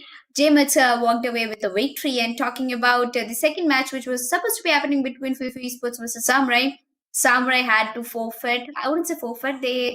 Forfeit, and they gave a bye to FUFOO, and FUFOO will be proceeding towards the round of 8. And the most interesting match of the day, that is Team FANGS versus Enigma Gaming, will be coming up short. Mm-hmm. That's true. And, JMUT's Esports, talking a little bit about that previous game as well, they definitely have themselves an amazing run, and I wish them all the best as well for their future games that are going to be starting in the round of 8. But Enigma Gaming versus Team... Actually, it's interesting, right? Team Enigma Gaming, right? I guess they're gonna be put up in a situation where they're gonna try and take on these young bloods on the side of Team FANGS as well. Now, Team FANGS, they have got themselves a very aggressive and a very young talent pool as well. But at the same time, the amount of experience that Enigma Gaming carry as well, it again comes down to that debate whether it's going to be experience that is going to be coming out on top, or is it going to be raw firepower. But at the same time, Enigma Gaming is a mixture of raw firepower and experience as well. So Enigma Gaming on paper should definitely have that advantage as well against Team FANGS. But at the same time, Team FANGS, they have surprised us before as well. So I'm looking forward to an interesting match between them. Elika, I do know for a fact that you have a little bit more up your sleeves. So why don't you go ahead and open up your strat book or whatever analysis book that you have got as well. Exactly. So go ahead and share your analysis as well for the stream. Well, we've talked much about what 3 teams were going through in the previous games. We talked it earlier before the break. I was saying that Team FANGS. Once again, I'll repeat it for all the viewers that Team FANGS, they had their previous game in round of 32 against Thunderdogs, and they defeat them with 13-4. So talking about the round difference, I think Team FANGS can be a better team. But when it comes down to Enigma Gaming, also their previous game, they had it against TFF, where TFF actually choose a very risky, a very experimenting agent setup that was single duelist setup in the map of Icebox, and it was a close match, 9-13. The comeback could have been possible if they had a better agent to work with. And Enigma Gaming, they took the victory with a clean swipe against TFF. So both of the teams, their round differences, they're looking pretty okay for me. Team FANGS, I think Team FANGS will balance out against Enigma Gaming, because Enigma Gaming, their previous match, they almost gave away huge amount of rounds for TFF. And Team FANGS, they're completely unknown to me. I really don't know the roster because I haven't seen them play yet in the Esportz Premier Series, because I came a little after the game started. I'm pretty sure Dinkara surprised you all with his love for Hindi. I mean, I'm a huge fan of Hindi, but when it comes down to the way you put it down for the viewers, it's way different, and Dinkar absolutely stands out in that. So there's that thing that I absolutely have nothing about Team FANGS except their previous games and how they have been doing. I don't know their roster. And for a fact, I do know one thing, that is the last match of the day will be happening in the map of Ascent. And Ascent is one of the basic maps we know in Valorant. It's a small basic map, and everyone who knows Valorant should know Ascent, should have played Ascent. So I am expecting a good match. And again, it all depends on the attackers and the defenders to start off with this. Through that, again, a map of Ascent is usually the most preferred map as well for a lot of competitive teams out there in the country as well. And I guess the draft screen is ready, so why don't we quickly go ahead and switch over towards the agent selection screen as well. And we are going to be seeing on which agents are going to be picked up by both of these teams and all of these players in the server as well. After that, I'm going to continue the conversation as well. As I was saying, right, like Ascent is the map that is being preferred by a lot of teams out there in the country as well when it comes to a best of one match. Because Ascent and Bind, these are some of the default maps in the game as well. And coming down to a more more tactical map like Haven, it becomes really, really tough as well. So yeah, the draft selection screen is ready. So why don't we quickly switch over to the agent selection screen as well and see what exactly is going to be the pickup coming in from both of these teams as well.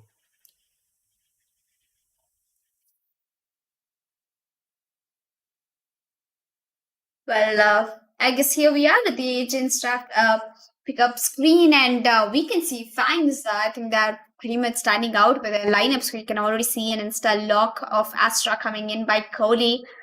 Well, we have a Virat Kohli now. Let's see what this Kohli can do in the game.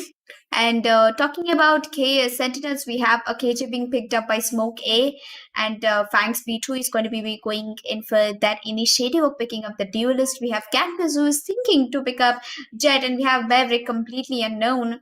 And Team FANGS is going to be starting off with the attackers, which gives a huge advantage for Enigma Gaming to steal away as many rounds as possible. And we know the basic lineup. Batman is going to pick up the Cypher. Hikam, to my surprise, who played the Sentinel, is going to pick up the duelist. Raphael is going in for the Omen. He is known for the Omen plays. And Vexy for the default. So up again, we have the Ghost, the youngest player, picking up the Jet. And Maverick, I think, is finally decided. He's finally decided to pick up the Sova. And we are all ready for the draft screen. And talking about the agent lineups, I think Team Enigma Gaming stands out compared to Team FANGS, because Team FANGS, they went for something that is really experimentable, like Astra, Reyna, and Reyna. I wouldn't say that Reyna is not one of those aggressive duelists. It is one of a clutch potential agent. To be more precise, you need to put agent in the hands of the right man. Then he can make wonders happen. But I think with only one flash agent, it can be a tough job for Team FANGS to especially attack against Enigma Gaming. That's true though, and once again, I'm really, really excited to see what Team FANGS are going to do with a little bit of a switcheroo as well in terms of the roles. More on that inside the game, because the game is ready. So why don't we quickly switch over towards the game as well? So yeah, Team FANGS, right? As I was saying, a little bit of a switcheroo coming in from them as well. We are going to be seeing Smoker playing the Killjoy instead of a duelist as well. Now, I'm not really sure why that changed though, but maybe Team FANGS, their strategy, their entire setup for the map of Essence is going to be something like this, and let's hope it works out in their favor as well. And in gaming, on the other hand, they're going in for a little bit more standard lineup. No sorts of surprises over there. Whereas FANGS have got themselves an Astra as well. So interestingly, I'm looking forward to some interesting combo plays being made from the side of FANGS. So let's see how that works out. Right now, Maverick is going to be droning over towards the tree rooms. He knows that there are two players over towards the tree rooms as well. And Enigma Gaming, let's find out how exactly that hold over towards the A side is going to be. It's a three-man setup over towards the A side, Elika. And I guess FANGS, they are sort of looking to move in over towards the A side as well. Yeah, looks like their execution is towards the A-bomb side, but I think the push hasn't been made yet. As FANGS Cactus is gonna show his head up, quickly fall back as Raphael on the other hand gets an entry onto a duelist. That's both the duelists getting picked off, and here we are, Ghost immediately trading it off onto its Cactus, who took down Heka. That puts us in a 3 versus 3 situation. A good, a good performance, a good aggression coming in from Team FANGS already. Well, little do they know that there is Batman, the bad guy, still left in the B-mates, who can be the deadliest player possible. And I think Batman, he is going to be patiently taking down the turret with 88 HP as the spike will go down at the B-ram site. And well, the patience, it is one of the key to the success, and with 13 seconds left for the recon, Maverick will be waiting. Oh, never mind, he just gets a pick on towards Ghost, and I think this retake is pretty difficult for Enigma Gaming, as the HP of Batman is very low. And there you go, Team FANGS. Maverick successfully putting up for the team 3 kills for himself, and the first round goes in the favor of Team FANGS. Looks like after all, we pretty much thought that Team FANGS would be having a different lineup, but I think their aim game worked out a lot over here in Enigma Gaming. They lost first round against Team FANGS. That was something I did not see it coming. Yeah, especially the brilliance coming in from Maverick as well, right? To get that quad in a pistol round. That was something that I did not see coming. And Team FANGS, They deserve all the appreciation for that specific round as well. With that pistol round going into their favor, I guess, as the custom is, Fangs are gonna go ahead and get the second round of the board as well, unless until ENIGMA Gaming have got some secrets to showcase as well. Maybe some sort of a strat in order to get the second round of the board, maybe. Well, let's see. Fangs, for now though, they are gonna aggressively try and move it over towards the shot position once again. From the catwalks is gonna be the drone coming in, and Kohli through the smoke is just gonna randomly spray down Mr. Ghost as well. So that the entry frag goes into the favor of Fangs, and with that man advantage secured, it should be Fangs to try and capitalize on top of that, maybe moving over towards A, but at the same time they know for a fact that, you know, ENIGMA Gaming have been focusing quite a lot over towards the A side. So Fangs are gonna try and eventually go over towards B once again. Looks like Fangs is making it all happen after all he's taking the revenge that he has been picked off as the first kill in the pistol round. So I think he's pretty mad about the fact as a duelist. And ENIGMA Gaming, looks like the plant will be going down from Team Fangs, and ENIGMA Gaming have another retake to make it happen. As ENIGMA Gaming, it's a clinical for them. 3 of them are standing towards the city and the market as a recon will be coming through, and all the players will be getting spotted out. Will Cactus look at his trigger discipline and patience, but I think he's gonna get to one and maybe another one against Godvixie. Godvixie is actually trying to save his life through the Nanostorm grenade. He could not, as it's going to be the second round for Team Fangs, beautifully executed. While Raw Fuel, he managed to get a D gone to head as well. So yeah, on to us round number 3 now with Team Fangs. They are gonna, you know, play on their bonus weapons, whereas ENIGMA Gaming are gonna be the one to go ahead and get themselves a full buy as well. Team Fangs, let's hope that they are gonna be, you know, able to drop down a lot of guns from the side of ENIGMA Gaming as well, and put in some dent into the economy coming in from ENIGMA Gaming as well. Fangs, on the other hand, I guess, you know, with the entire setup that they have got going on for themselves, it's pretty much working out for them really good. Ascent being a defender-sided map, right? Team Fangs going ahead and winning out the initial 2 rounds is quite good, in my opinion.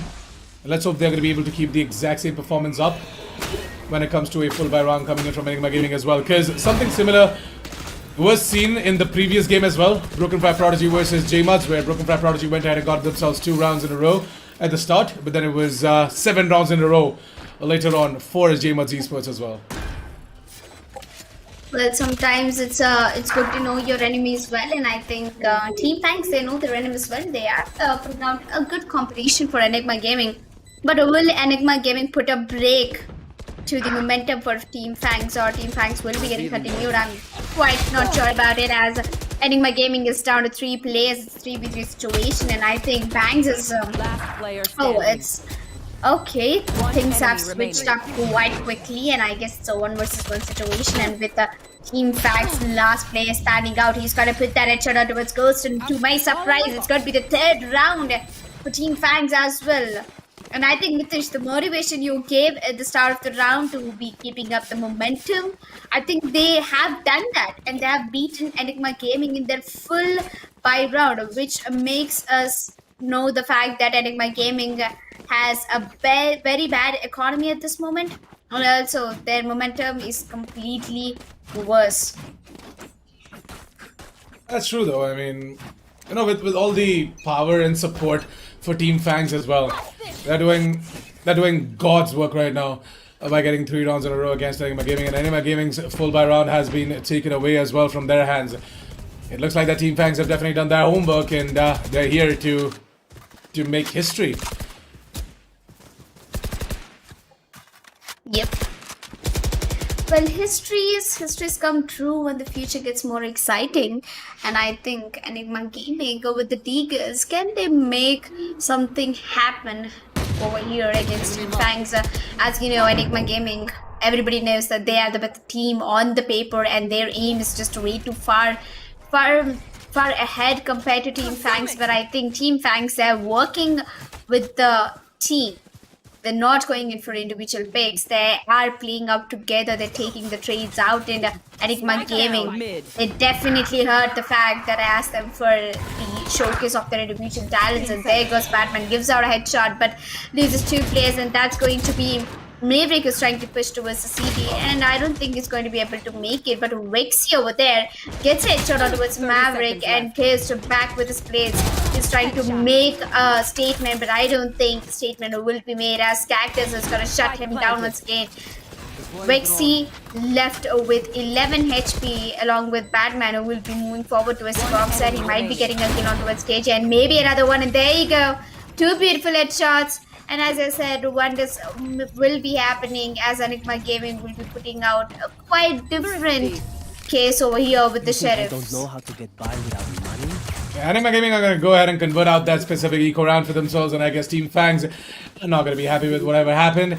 They did try, I mean, not going to lie, Cactus did get that incredible kill on towards the Jet, and then he was trying to go in for the plant, but then that individual one-on-one that was given to Batman, right? Batman going ahead, getting the information on towards the Killjoy, instantly going for the white peak, getting that frag, and then, you know, getting that sudden snap to the face of Cactus as well. It was all well played from the side of Enigma Gaming. Now Enigma Gaming putting up their first round on the board, very happy with the performance. They've got Ghost back on the operator as well. So once Ghost picks up that operator as well, it becomes really, really hard for the opponents as well to stand tall against him. So let's see what Fangs are going to do. Yeah. Fangs are pretty much trying to bang over Enigma Gaming, but I think a small break has been pulled off by Enigma Gaming. Well, let's see if the engine revives, or is it gonna just step back down. I'm pretty sure that Team Fangs, they are looking for a wider perspective, and there comes the drone from the start, and Cactus is immediately gonna take him down.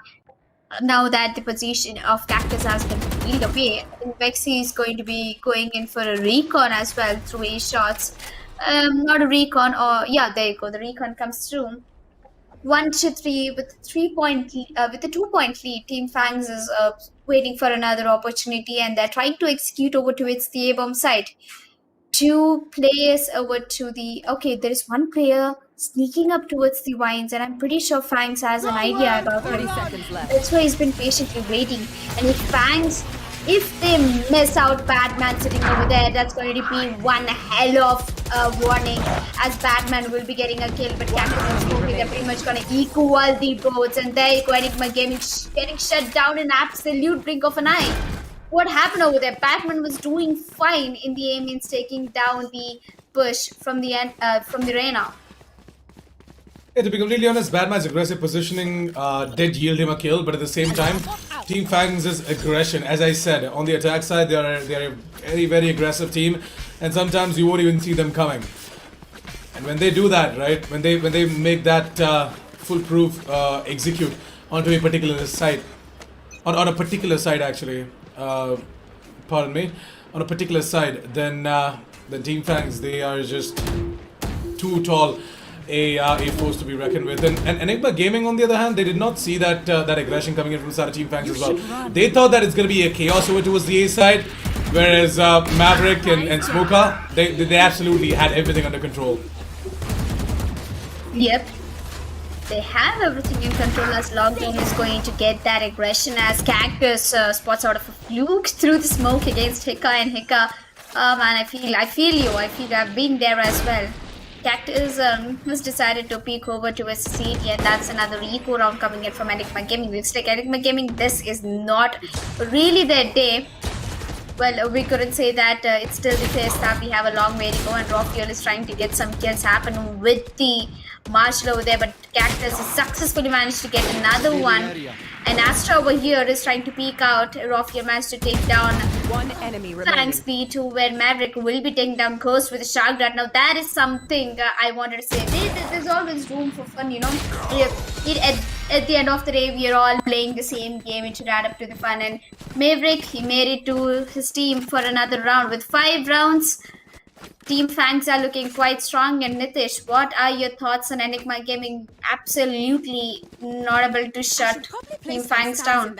I mean, I'm surprised. Nobody expected Enigma Gaming. And I also said earlier that, you know, Team Fangs is actually balancing out Enigma Gaming. Team Fangs, as I said, they are a very unpredictable team, and I guess Enigma Gaming is just not able to read out the plays being made by Team Fangs as well. Team Fangs, they've got themselves the Astra as well, right? That's That's something right there.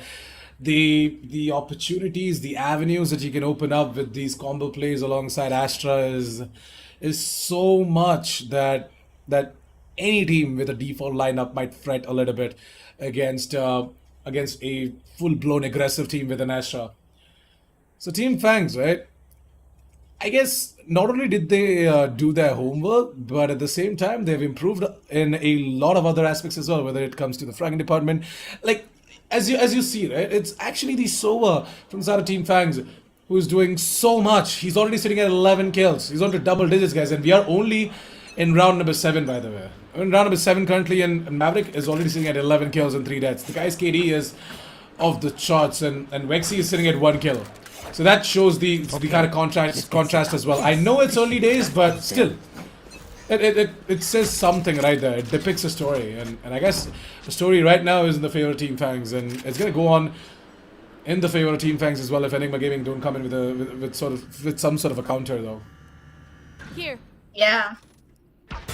I am expecting something like what you said, but I think Team Enigma Gaming is playing something different, and so is Team Fangs. They're looking for a complete B rush, a B hard rush over here.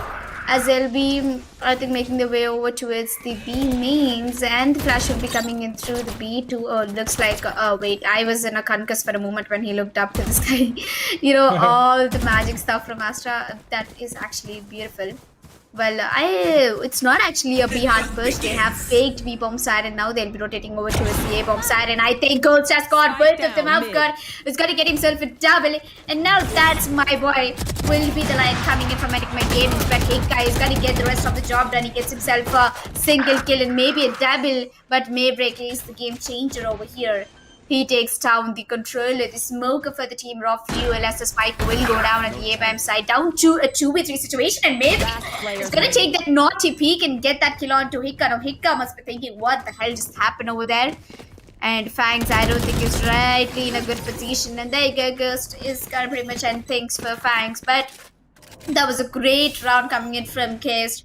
The way he got the collateral, oh man, he must be so lucky to be getting that, or he must be just way too conscious on towards a shot. That's true though. There was quite a valiant effort coming in from the side of Team Fangs actually that executed over towards the A side. It was good, but at the same time, can't really forget the fact that we've got Mr. Ghost on the operator, and I did mention this before. As long as that guy is on the operator, it's going to be really tough for the opponents as well to eke out rounds. Now, interestingly, right? I think so that Enigma Gaming need to switch gears a little bit. They have to start, putting in more and more efforts and more read into the specific game. They can't afford to lose this one out, because now that a team like Samurai Esports is out of qualifier number 2 as well, that gives an easy path for Enigma Gaming to actually go ahead and make it to the semifinals and eventually the grand finals as well of the specific qualifier. Yes. Also, as Nitish has pointed up, just a reminder to you guys, you're watching the Esportz Premier Series Qualifier number 2 presented to you by Joseph and powered by Hell Energy Drink, where all the energy comes from the players by having a sip of Hell Energy. It just gives you the caffeine you ever wanted. And also, don't forget to subscribe to the channel, because this tournament is going to be a year-long championship. Apart from that, we have some exciting prize pool that is 1 lakh per each and every qualifier, summing up with a great sum of prize pool in the Grand LAN Finale, which will be happening at the end of the year, if everything is going right. But yeah, coming back to the game right now, Raw Fuel is being very sneaky as a ninja right now. And he is going to be getting that kill onto a duelist, so which pretty much makes that one important player of Team Fangs has been broken down. That is the Jet. And look at Batman's positioning. First of all, he has a very nasty positioning. Second of all, he is playing a very aggressive angle. And no, man, if he only takes down towards us, when he gets super tough with 30 HP. Oh man, Batman and his trigger discipline. There you go, the bad guy arrives. And that's a shutdown for Team Fangs, and Enigma Gaming is back in the action. That's true. Badman with the trigger discipline is going to go out against of a triple as well. Beautiful spray control, by the way, not going to lie. Sometimes up close and personal, players do tend to mess up that spray down as well.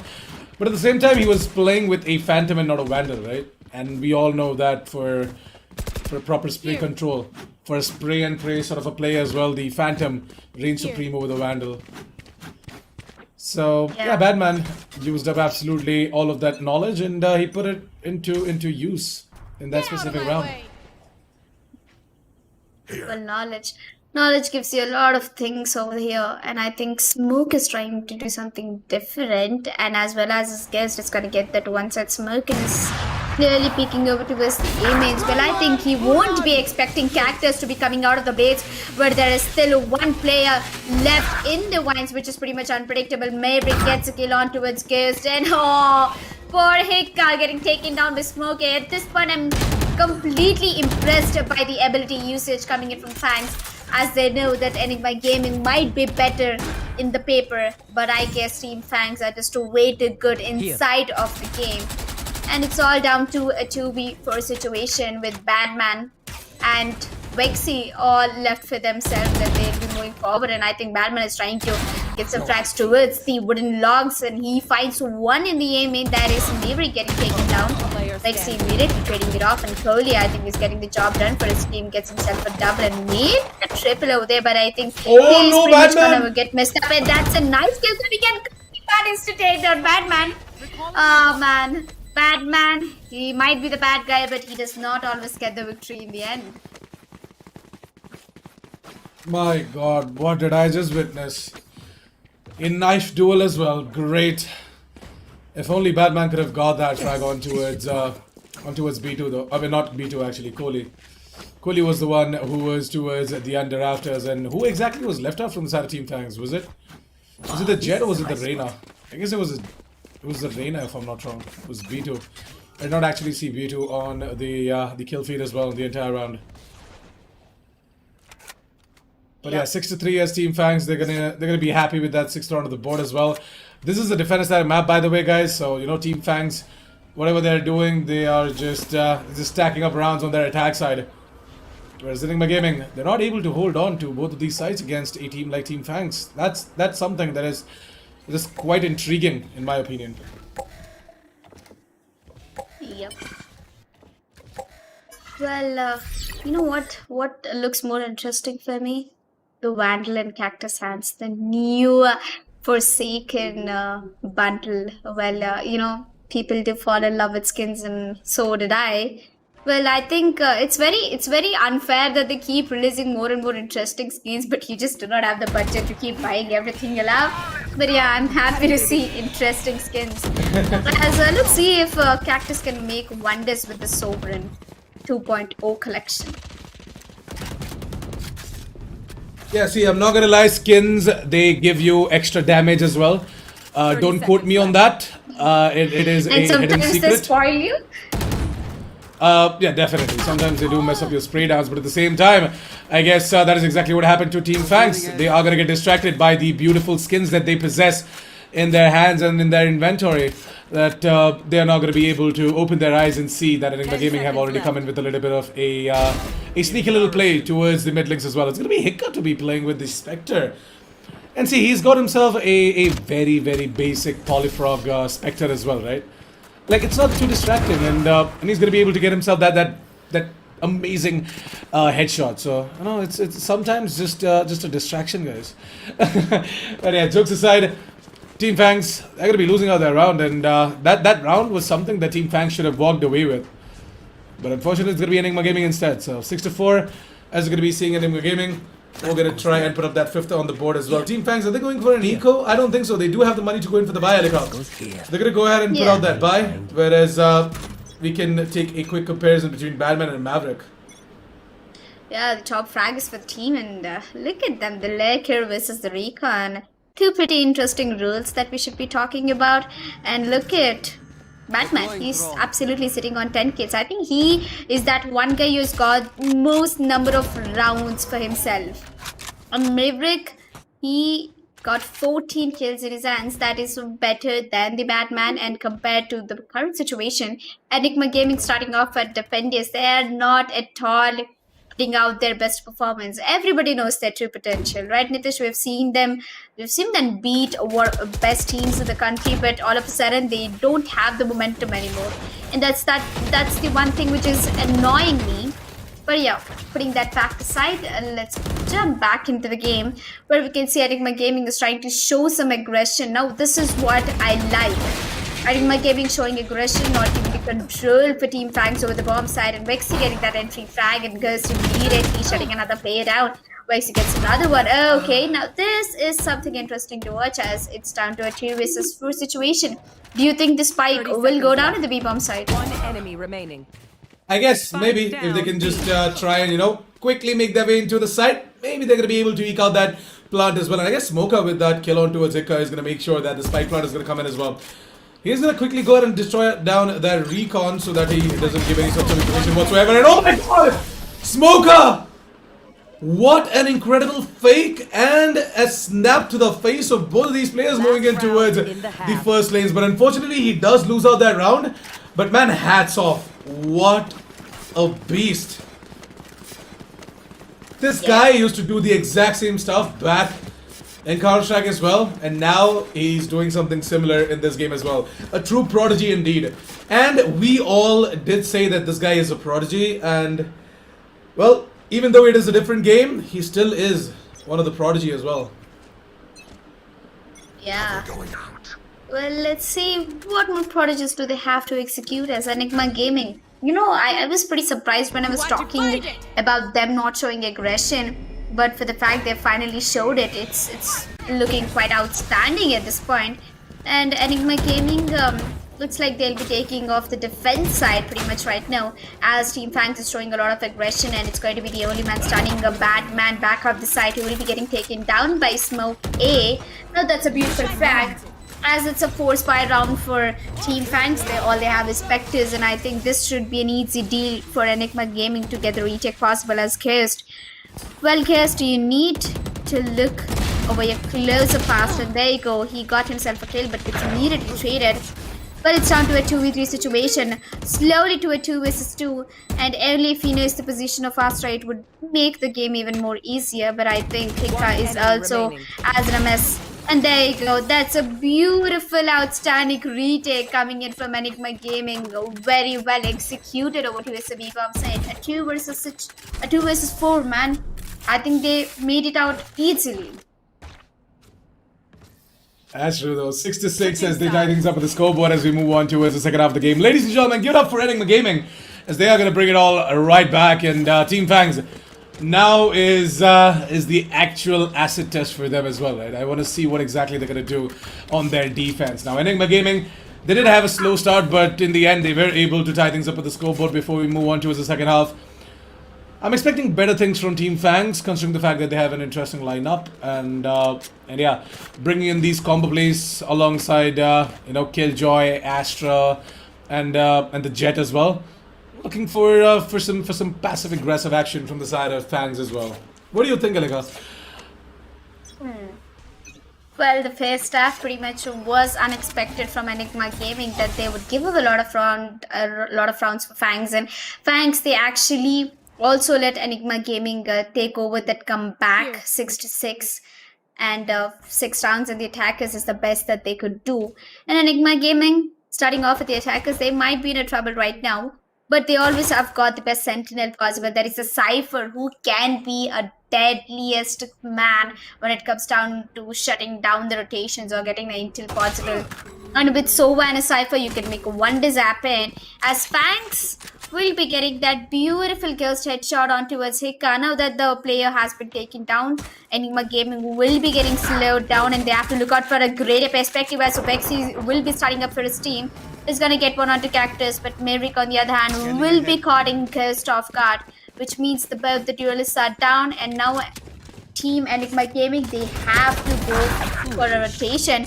But Batman, what a wow, he gets himself a double and maybe a triple coming all the way. He's going to make that round into the favor of Enigma Gaming, as FANGS is all left to one player, that is the Kohli. Now let's see if this Kohli can be any helpful for the team. Well, picking up Astra is one of the best he could do, but also controlling the site, what can he do at his best is the question.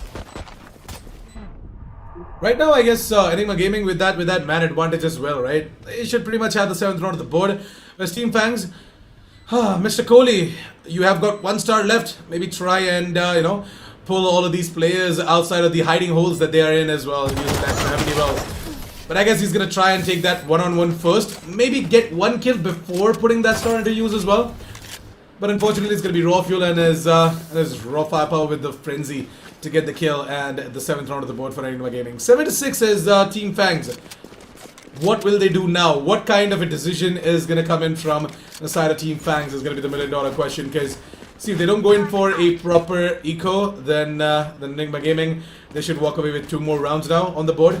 If Team FANGS do go in for a proper eco, then I guess ENIGMA Gaming, they are going to have a tough time when Team FANGS are going to have a full buy the next round. Ouch. And I think ENIGMA Gaming are looking for something interesting in this round. But I think FANGS will pretty much be easily, they'll be able to put up against ENIGMA Gaming. All they needed to do is work their pistols like magic. Well, I don't think that's happening because look at Hika. He's so scared to push A main right now. But Maverick, no patience, no game, man. He's gonna push ahead and give that entry for Hika. Now, which he gets the confidence, he'll be moving forward towards the A shot where he actually did on spot cactus. But don't worry. Raw Fuel has got his back. He's going to be getting another pick.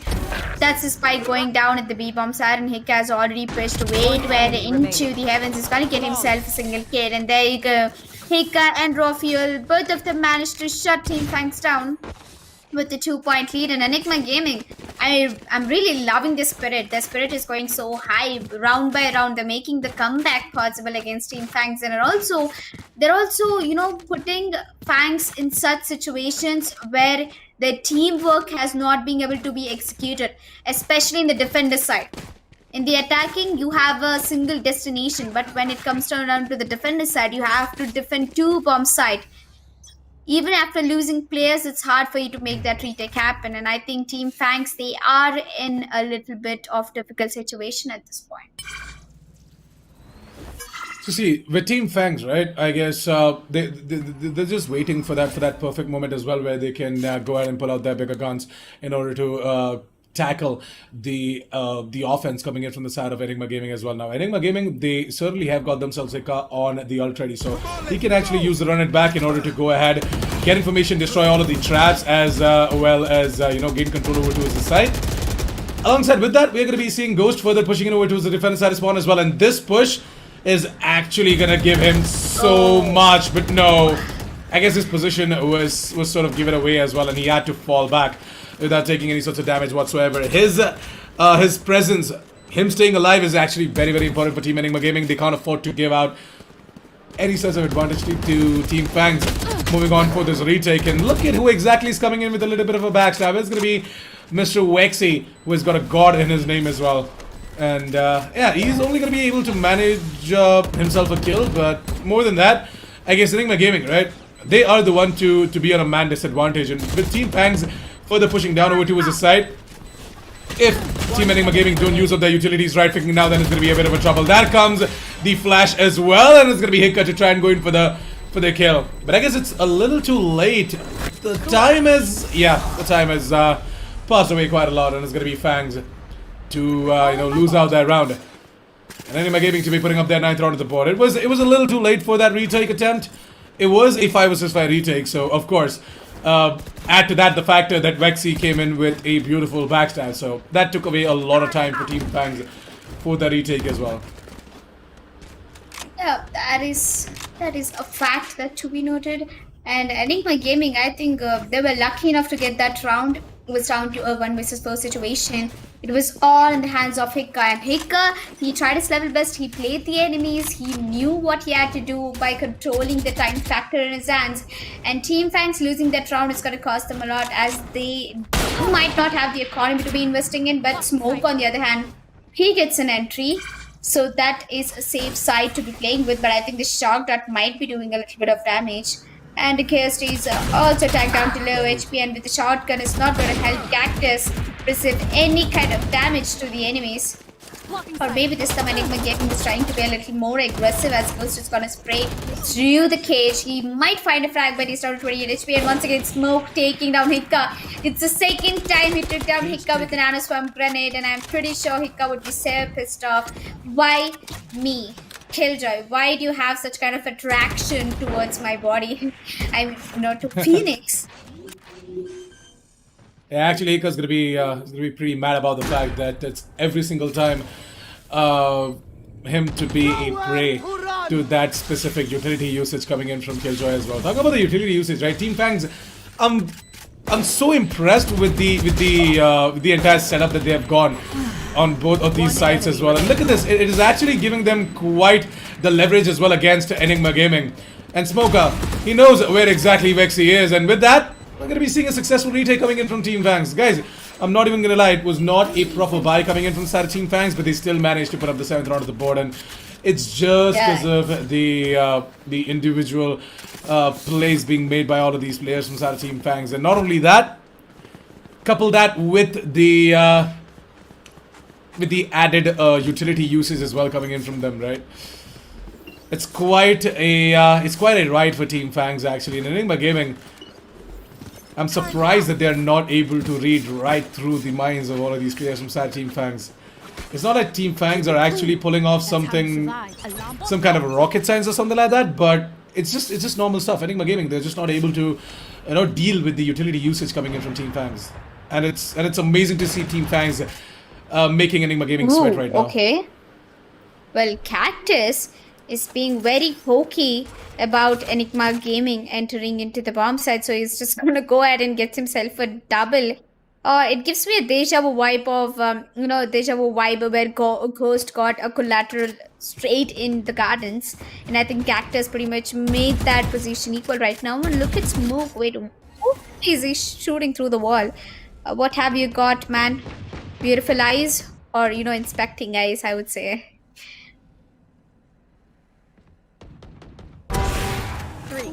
So Cactus gets another one, and I think... Yeah, with Cactus getting himself a triple as well, right? This guy is just not stopping at all. The amazing jet plays coming in from Cactus as well. As I said, Team Fangs, they've got themselves a great duelist lineup, and if they can just keep up this work, right, they could definitely take back the lead from the hands of Enigma Gaming, Anika. Yeah. 30 seconds left. But I think Enigma Gaming, they're being so passive at this point that they're not really willing to go ahead and peek over there, but it's actually the ace for Cactus, so I'm looking forward. And B2, don't you dare get that kill onto Sova. There you go, Vexy's can pretty much end things. And if Vexy managed to walk, oh my god, Cactus, you've missed like what, more than 3 shots, man. And that's going to be Mayrick taking out the ace, and he's gonna get himself a double. But Cactus, he did a good job, but he had a oops moment, not a single moment. He had more than 3 times, but it's okay. It's okay, some time to whiff, but he pretty much got that round for his team, so he did a good job over there. And Enigma Gaming, what you guys doing? It's high time you guys. It's high time you guys realize the fact that it's Team Fangs who are beating you down, and now that you've got only 3 rounds in the attacker side, and the game is already getting intense, and a tie might be upcoming in this round, Nitish. 9-9 might be the score. Yeah, Enigma Gaming, they have to somehow get this round going on for themselves, and with the buy coming in for them as well, right? I guess they should pretty much be able to put up the 10th on the board. But at the same time, can't really forget the fact that Fangs have got themselves that aggressive setup over towards a short position. It's going to be B2. To get a frag, immediately take the dismiss and get the hell out of that position as well. That is exactly how we expect the Reina to play as well. That's the kind of aggression that Fangs bring on the table, and I'm absolutely loving this game.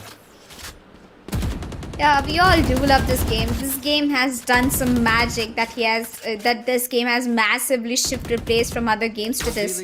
Well, it has an attraction and a beauty. You know, when you have agents like Sage and Jet, of course, everything works out to be in the place. Well, let's see what can this Reina do, but I hope nothing, because first it just put up a headshot. And there you go, Maverick, putting at the Hunter's Fury at the right place, but in the wrong time is not going to help his team get any of the frags, but he might be taking out one of the players.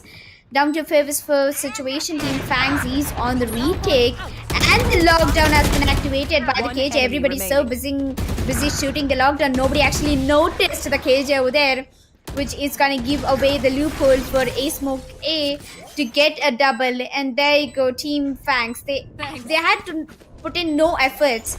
Enigma Gaming walked into the crosshairs of Team Fangs, and they gave up the round just like that. No, you don't deserve my. Yeah, Enigma Gaming, I'm not really sure why they forced the issue as well over there. They tried to aggressively take some control, get some man advantage going on for themselves, and it's not wrong, but at the same time, it kind of was as well. So it's like a double-edged sword. And at this point, it's Enigma Gaming to be at the disadvantage, because Fangs, they've tied things up with the scoreboard, and as I said, they are gonna take the lead as well. If you guys are gonna take it lightly, Enigma, you guys have to put up the work and get that lead as well against Team Fangs. The same can be said for Team Fangs as well. So it goes both ways. 35 seconds for the timeout to get done and dusted, Elika. And I guess with the economy coming in for Enigma Gaming, Team Fangs should be able to take the lead from the hands of Enigma Gaming, right, Tanvi? Team Fangs have got the bye this round, whereas Enigma Gaming don't. So I'm expecting Team Fangs to put up that 10th round on the board. Yep.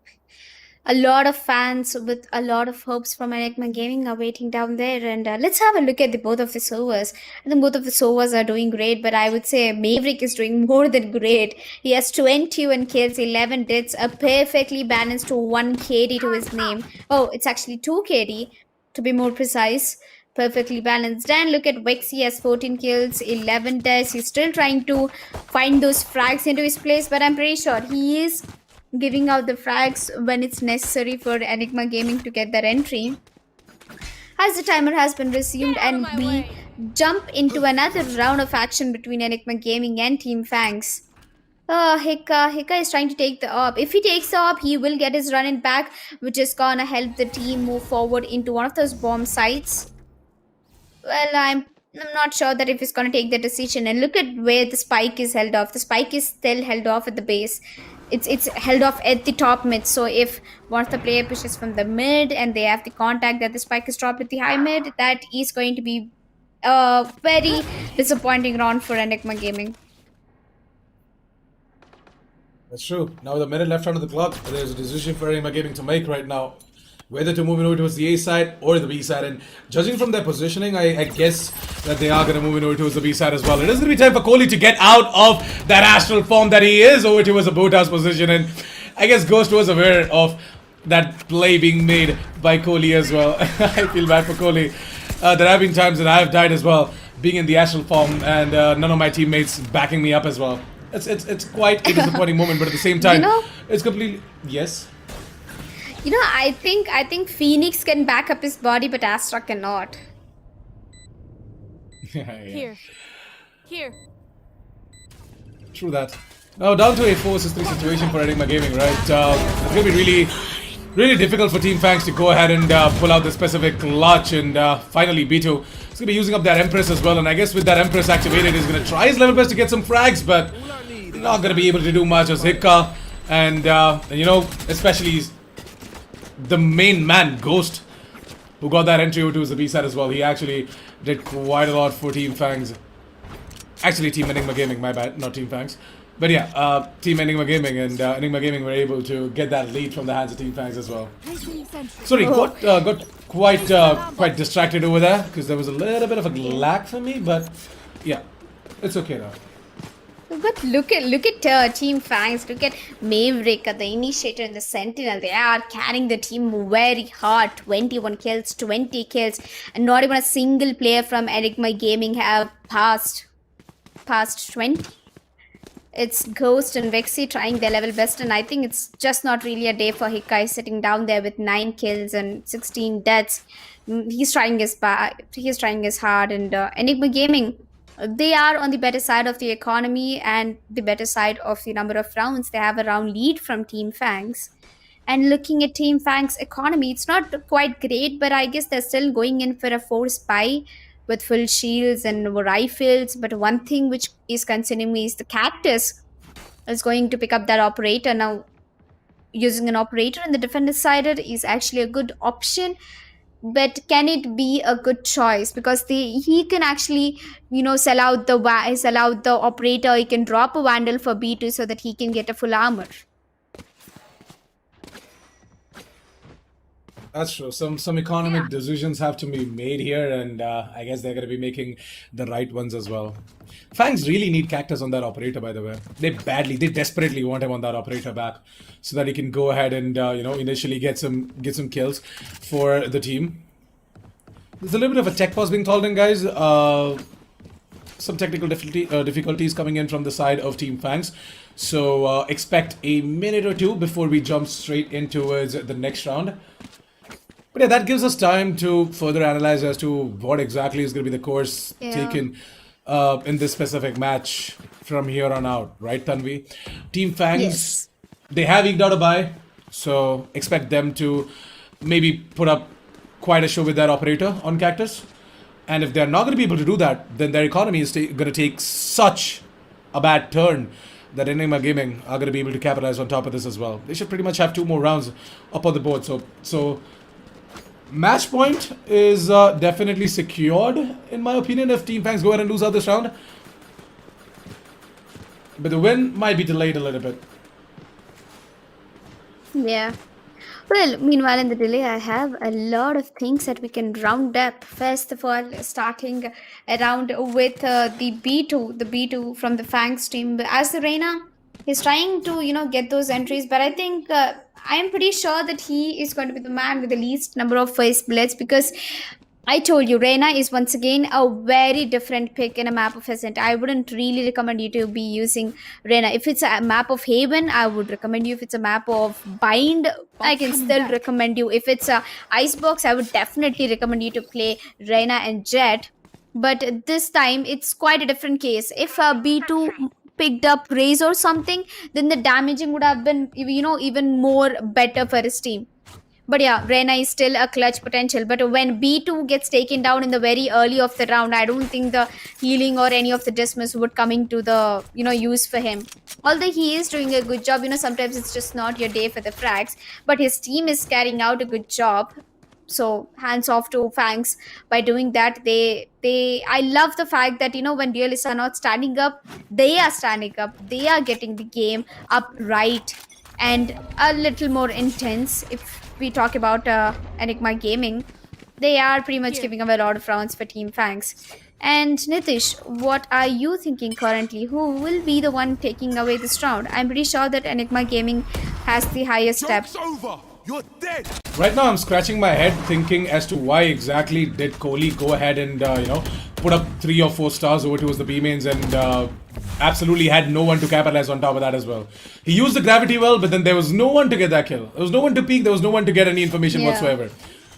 That's kind of disappointing. But at the same time, it's a waste of resources as well, in my opinion. Because see, Astra is the only is the only sort of way that Team Fangs are going to be able to pull up the retake as well over towards the B side or over towards the A side as well. So if you go ahead and use up most of the stars over towards the B mains right off the bat without anyone having to capitalize on top of that as well, then that is going to in turn come bite you back in the butts as well.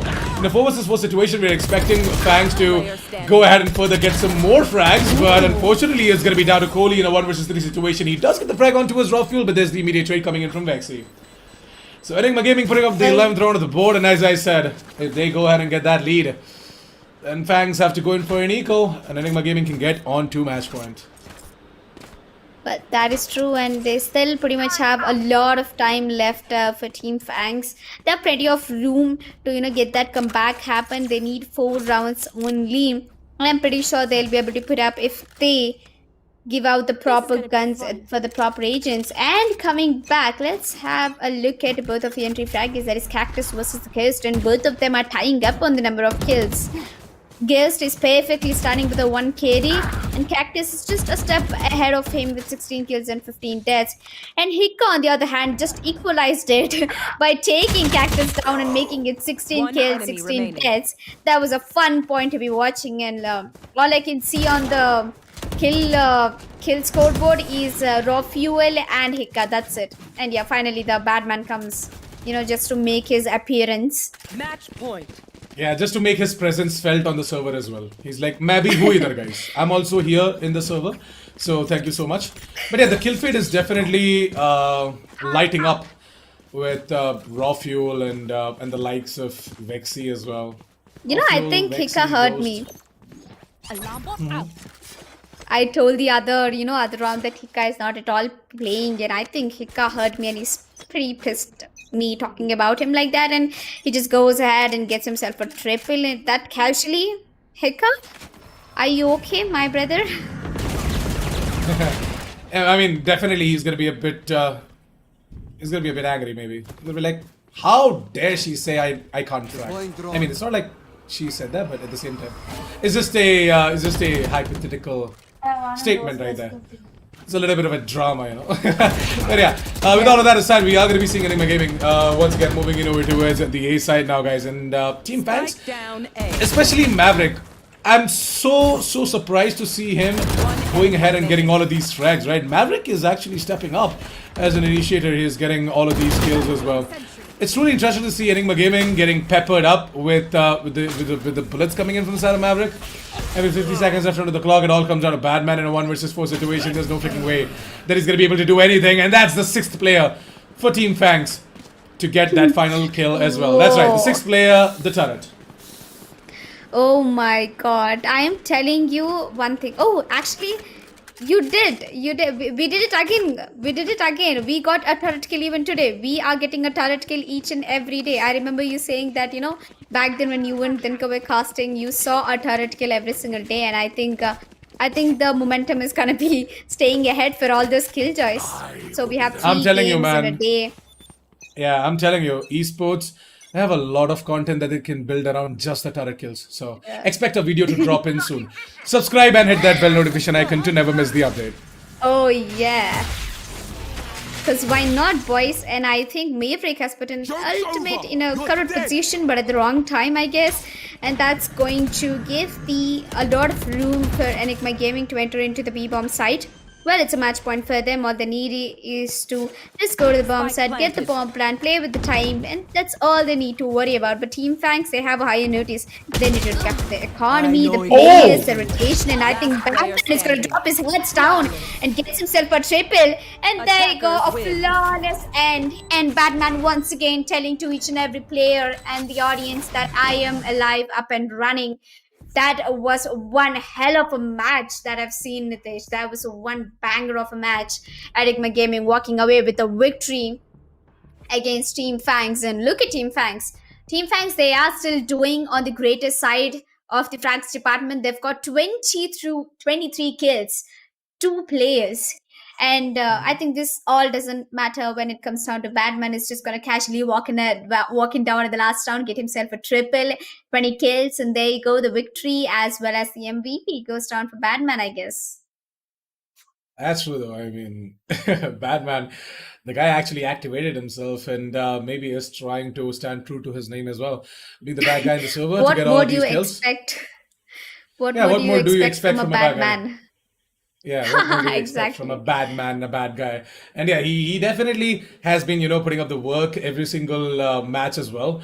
And this time, I'm not surprised to see him top fragging the server, but at the same time, can't really take away the fact that Maverick and Smoker, those guys put up 23 kills. Being the support players for Team FANGS, man, I'm surprised. Especially Maverick. This guy, countless amount of times, the crosshair placement, the snap to the face of all of these Enigma players as well. Enigma Gaming, they definitely are going to be saying, well played Team FANGS, because not going to lie, the amount of times FANGS have deleted Enigma Gaming, right, is just unbelievable. And FANGS being an underdog team, I guess they have a long way to go for sure. They can go ahead, rewatch the WOD, work on their mistakes, and come back stronger in qualifier number 3 as well. Yeah.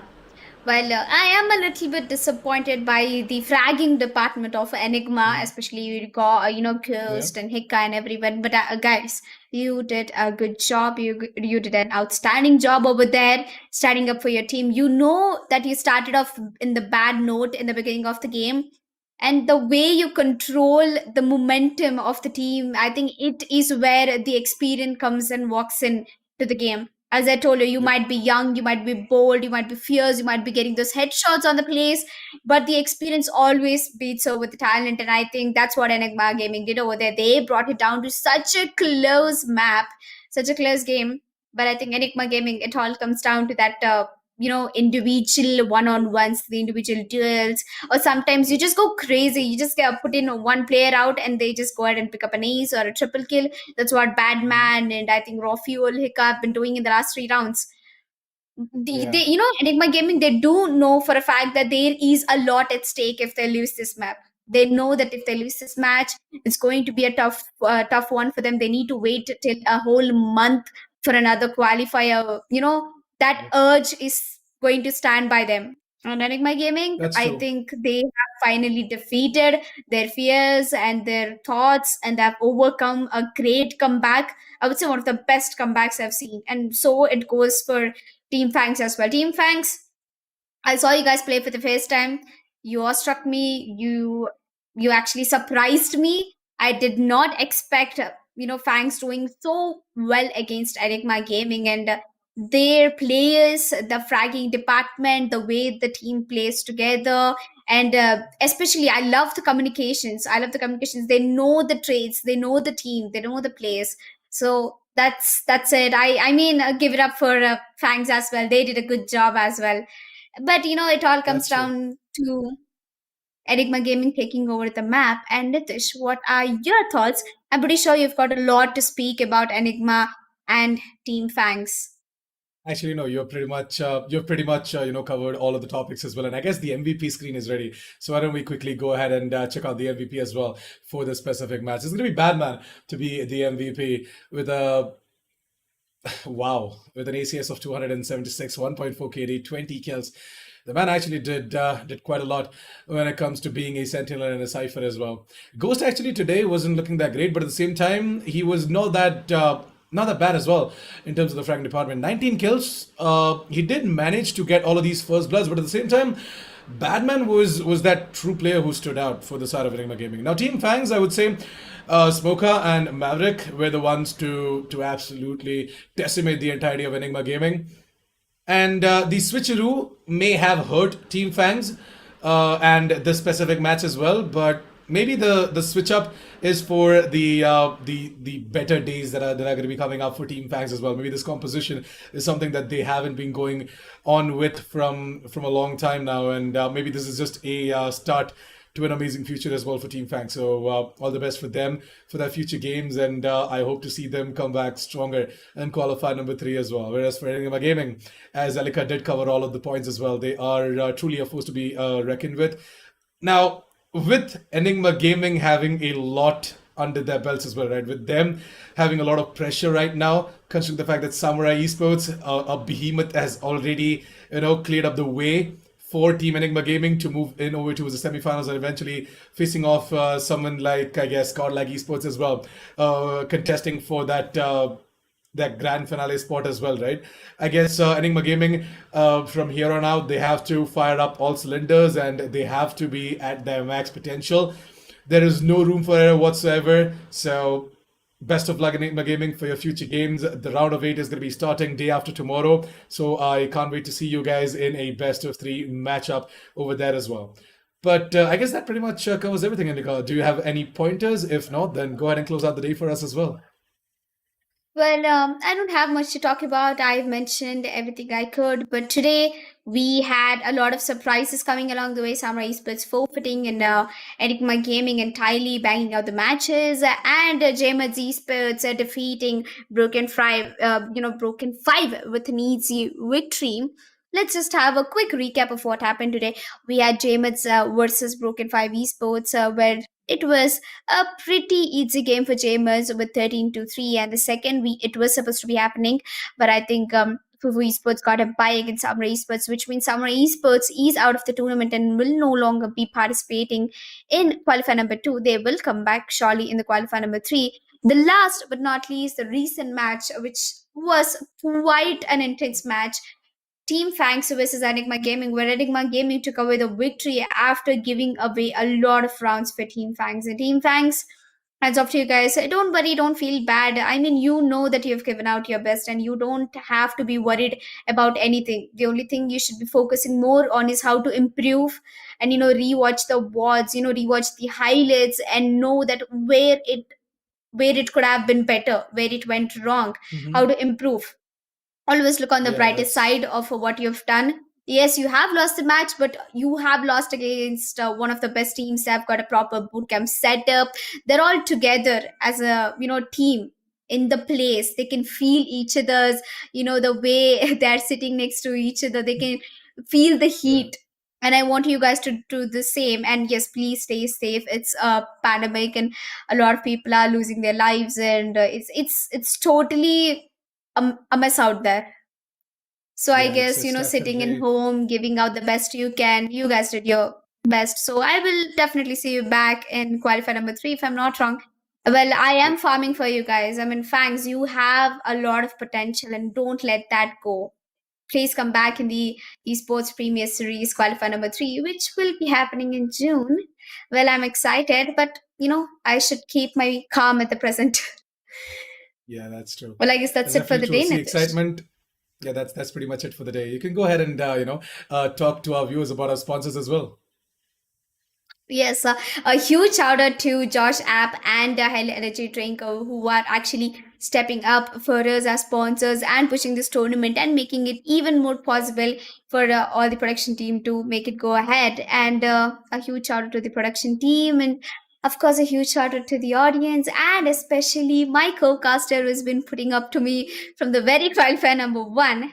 So I think that's it for today, guys. We will be meeting you back tomorrow. And don't forget to subscribe, like the stream right now, because we'll be going live every day in the qualifier number 2. So see you guys tomorrow. Peace out.